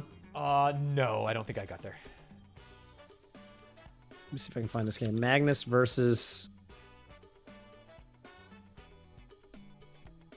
Is there a link to the board? Can't. Well, you can see. Let me screen share this to you. Okay, I'm pulling it up. It's actually going to be a little bit annoying because it's just footage. That's This is Magnus versus Likwang. Okay. In this position. Here we go. One second. I was just looking at your logo. Oh, it's not even a board. It's over the board. I have to like actually fucking figure this out. But it's okay. I'll explain it to you. In this position, Toph, in you're this end killing me.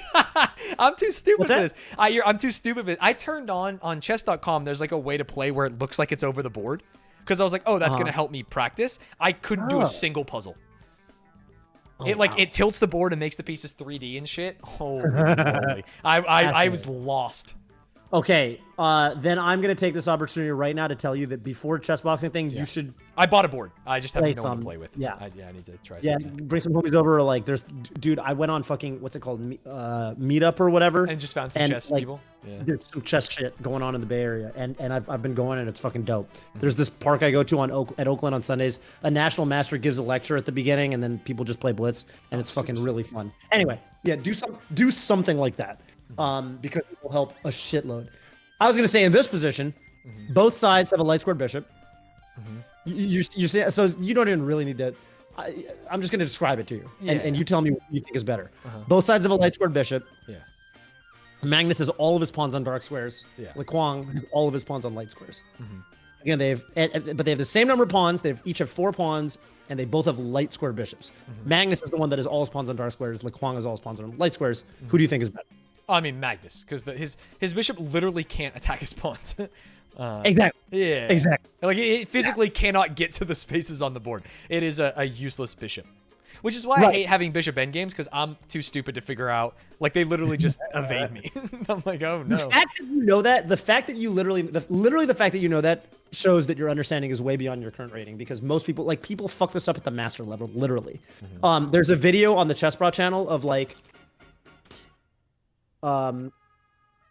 winning the same bad endgame over and over, I think is the name of this video. In fact, I think Aman has gone over this. I think they've like 2 different videos on this. I'm gonna send it to you. Just watch it on your own off stream. Got it. Will do. At your leisure. But it's like Aman playing this endgame where the opponent just puts his bishop on the wrong fucking color of squares, and like this guy just throws this endgame where he's better. And Aman really will walk you through. This is like it's just a video on the chess. I'm linking it to you on your Discord. Perfect. And you you can this again? What a good thumbnail. Right. And the fact that you understand that is insane to me, because you're 800.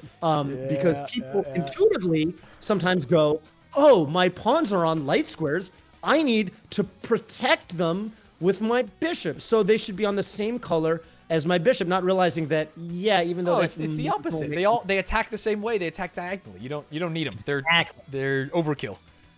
Yeah, exactly. Exactly. It's so sick that you understand. So yes, this trade, going back to the analysis board, this trade is absolutely in your favor. You have kept your good bishop that is insane flexibility, and by the way, is hammering h7. And what the fuck is his bishop doing? His bishop is dog shit. I don't think he moves it the entire game. I can't believe I lose this game. Okay, let's just get into it. Okay, I love you. Love the way you're playing it. And you immediately spotted, wait, what the fuck is this guy doing? This looks really bad for him. You're right. No, the knight can go nowhere besides, like, get taken. Have you ever heard that, and I guess I'm going to speed up a little bit because I got to go. I want to go in about 10 minutes. Okay. So your pawns are oriented towards the king side. That naturally means, and there's some pawns, imagine, you can even imagine that this pawn somehow got here, just to really over illustrate this. In a position like that where this pawn is on c4, not on c6, you would be mostly playing for a king side attack, and he would be playing for queen side activity. Right. Because that's the way the pawns are going. I mean, it's like literally like you can think of it as like an FPS even. Like the hallways are like oriented such that like this is your sight line, right?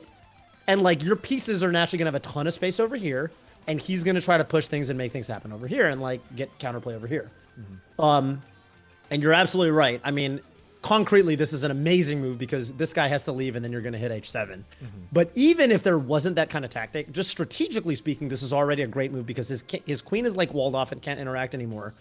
And like, you're just getting a bunch of activity. Like I would absolutely be, even if you didn't have a tactic where you win h7, I would 100% just be thinking about attacking right now. I'd be like, bro, like I'm gonna have so much leeway to just attack his king, and like it's gonna be really hard for his pieces to like defend. Like, where is this fucking bishop going? Like, how is this bishop possibly? I think I even like at one point drew a line on my pawns of like, what is he gonna do?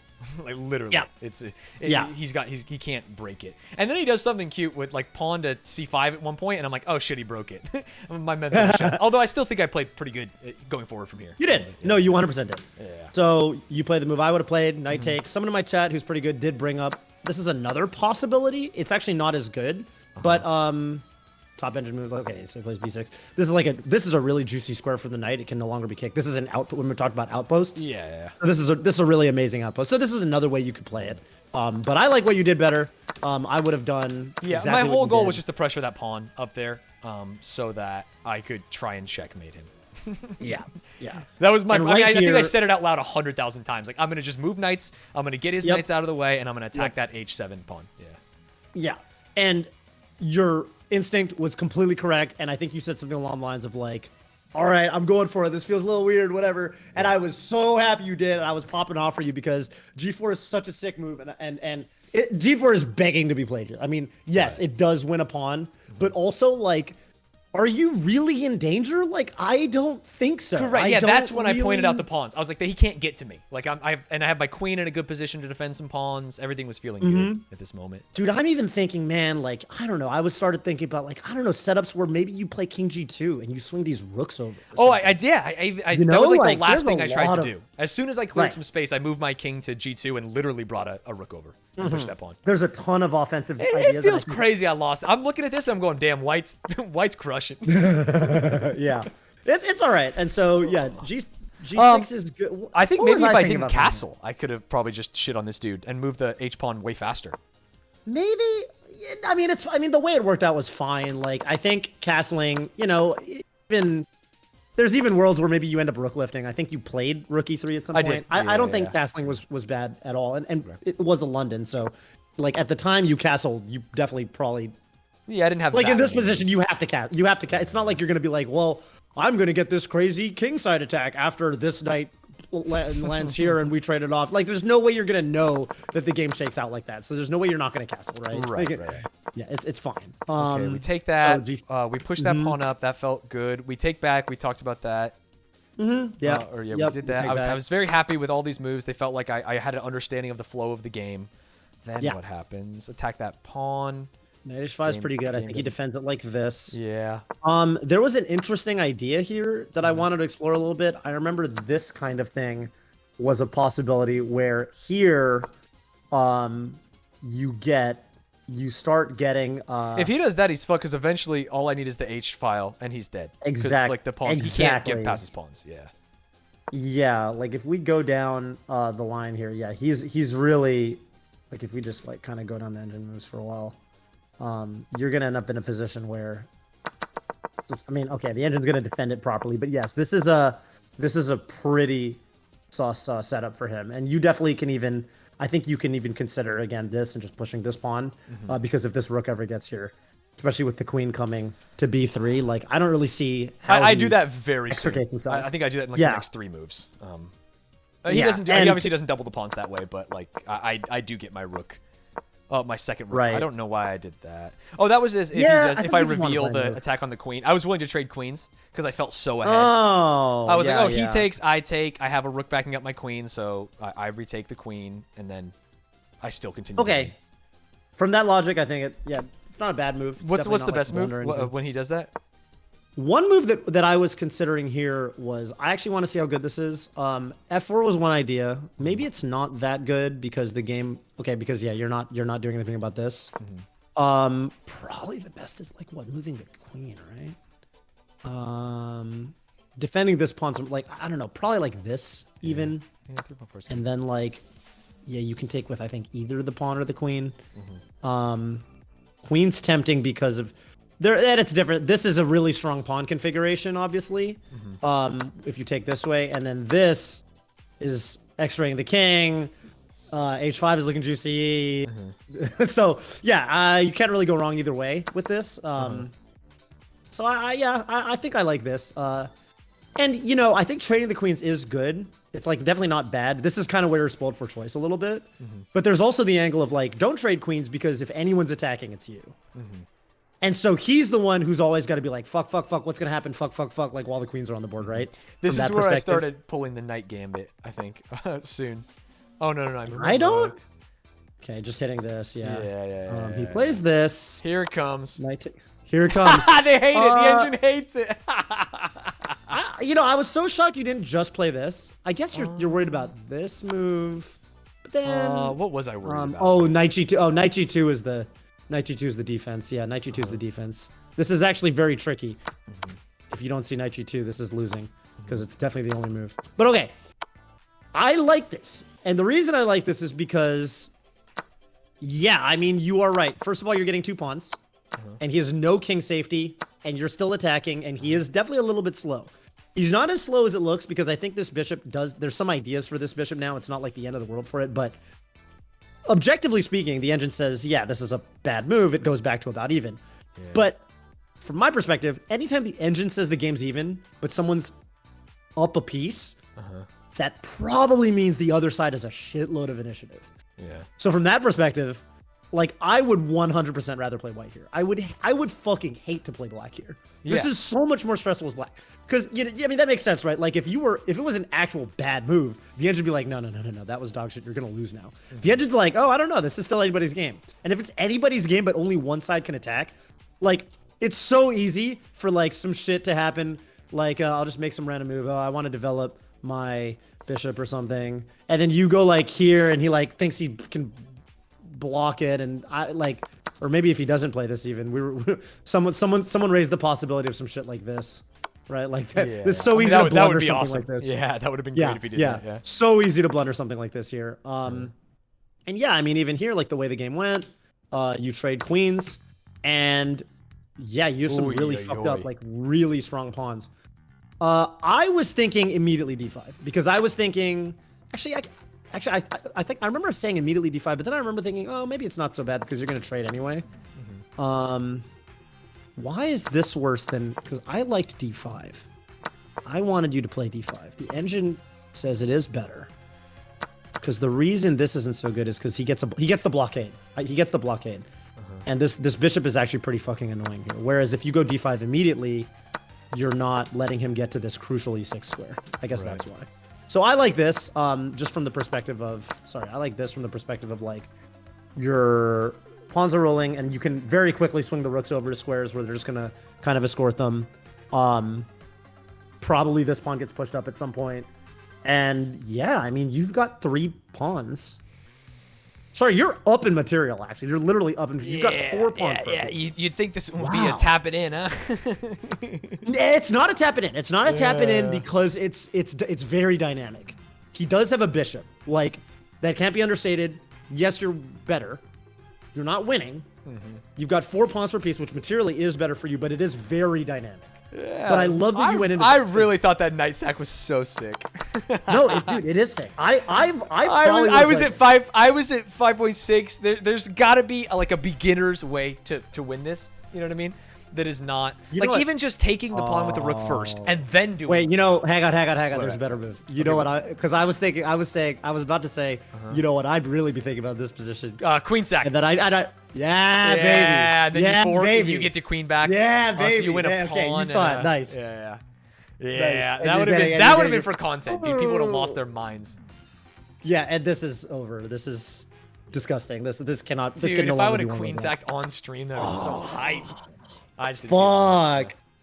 Okay, you did it. But remember what I told you. When there's a tactic, you got your blunder checks. I like to do the thing where before you play your combo or whatever, flip the order of the moves and see if you get anything.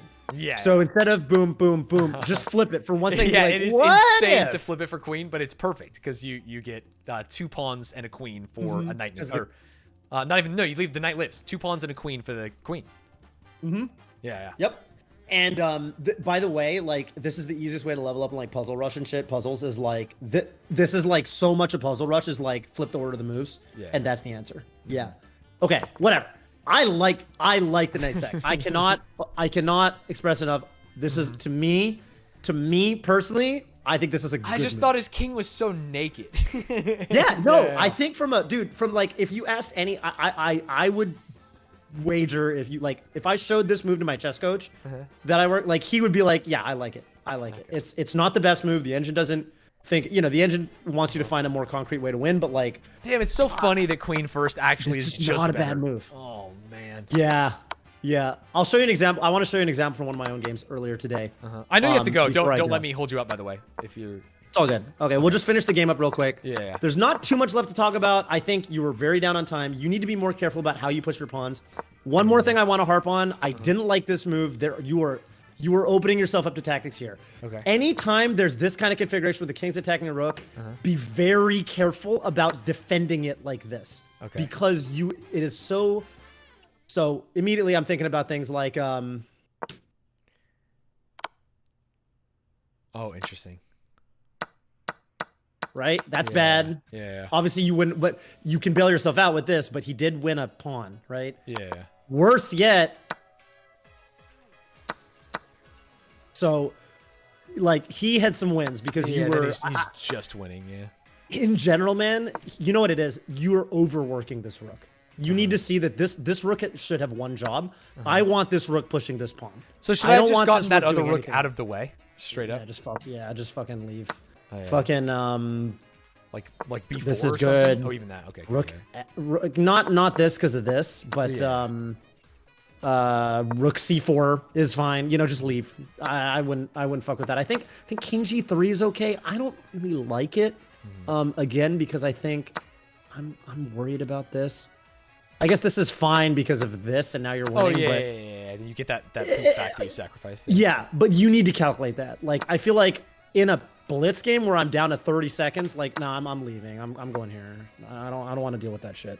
And then I'm gonna play here, and I'm gonna make sure that everything's like, this is the part of the game where you have a bunch of pawns. You're up a bunch of pawns, but when you do your pawn pushes, you need to make sure you're not blundering something. Yeah, dude, because I throw almost every end game. I'm very, very bad at end games.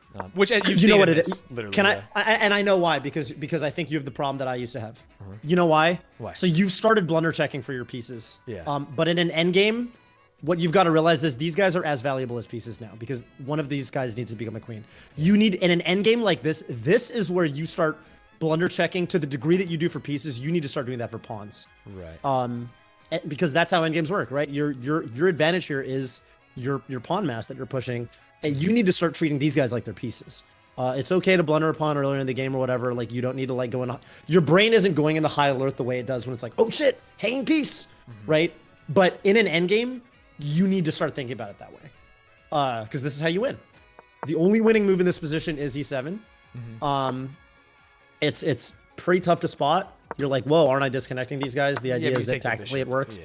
Yeah. And you still have a But endgames are very tough for this reason. Endgames are definitely tough for this reason. Funny thing is, even this, I think, and then the idea is this is going to be pretty brutal, because he can't really stop this. So but you got to calculate this. You have to calculate this. Like, endgames are just fucking hard, man. Because like here, if you play this, you're losing now because he's going to take and you're just down a road. So.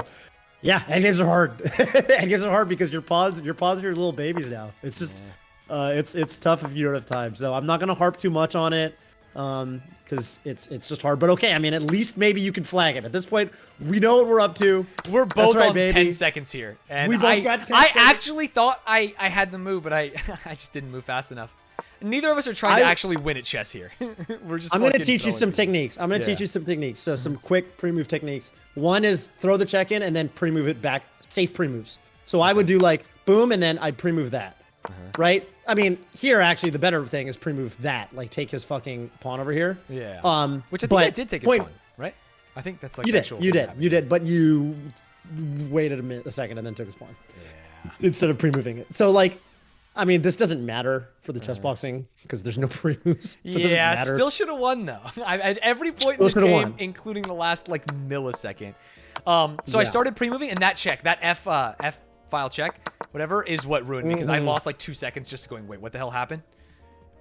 You could go here, and then he can't check you like that anymore or something. I don't know. There's a Yeah. lot of ways to do it. I mean, but you played it correctly. Objectively speaking, you played it correctly. This is great.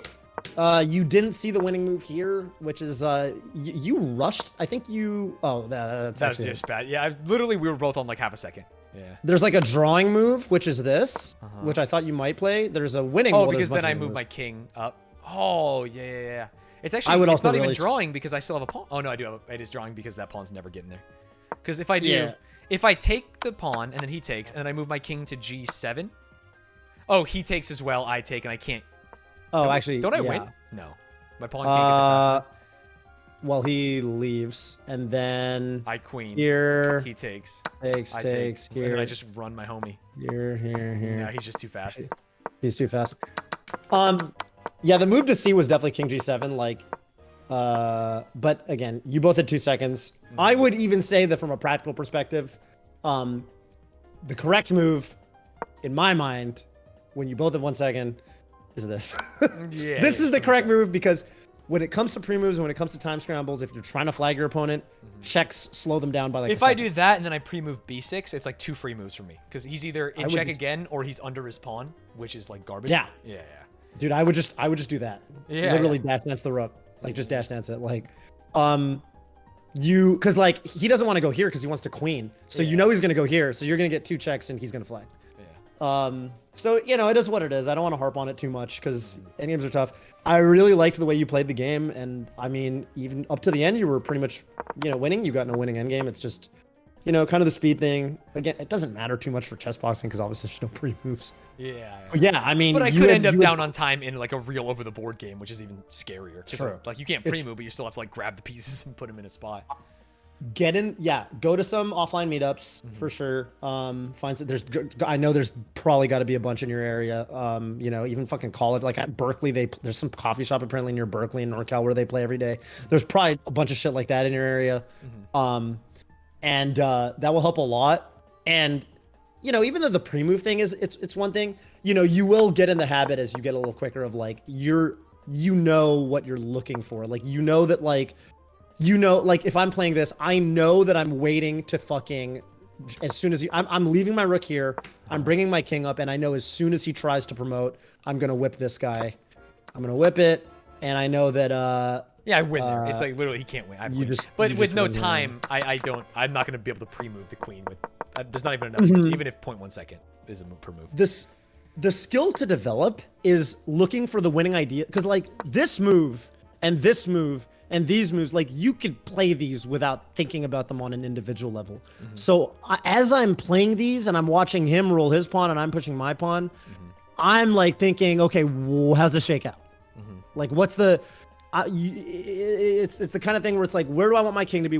At a very macro level, where do I want my king to be, which is walking the pawn up, tapping it in? Where do I want the rook to be, stopping his pawn from queening? Yeah. Right. Also, before, I mean, I could have just gone rook to the A file, and like before he takes my pawn even. And it's like, dude, just protect, the pawn. And like, what's he gonna do? Move his pawn up. My pawn takes his eventually, and I keep walking. Like this is huge. This seems like hugely winning. Yeah, you're up 2 pawns. You're up 2 pawns. He can't stop both. You can just.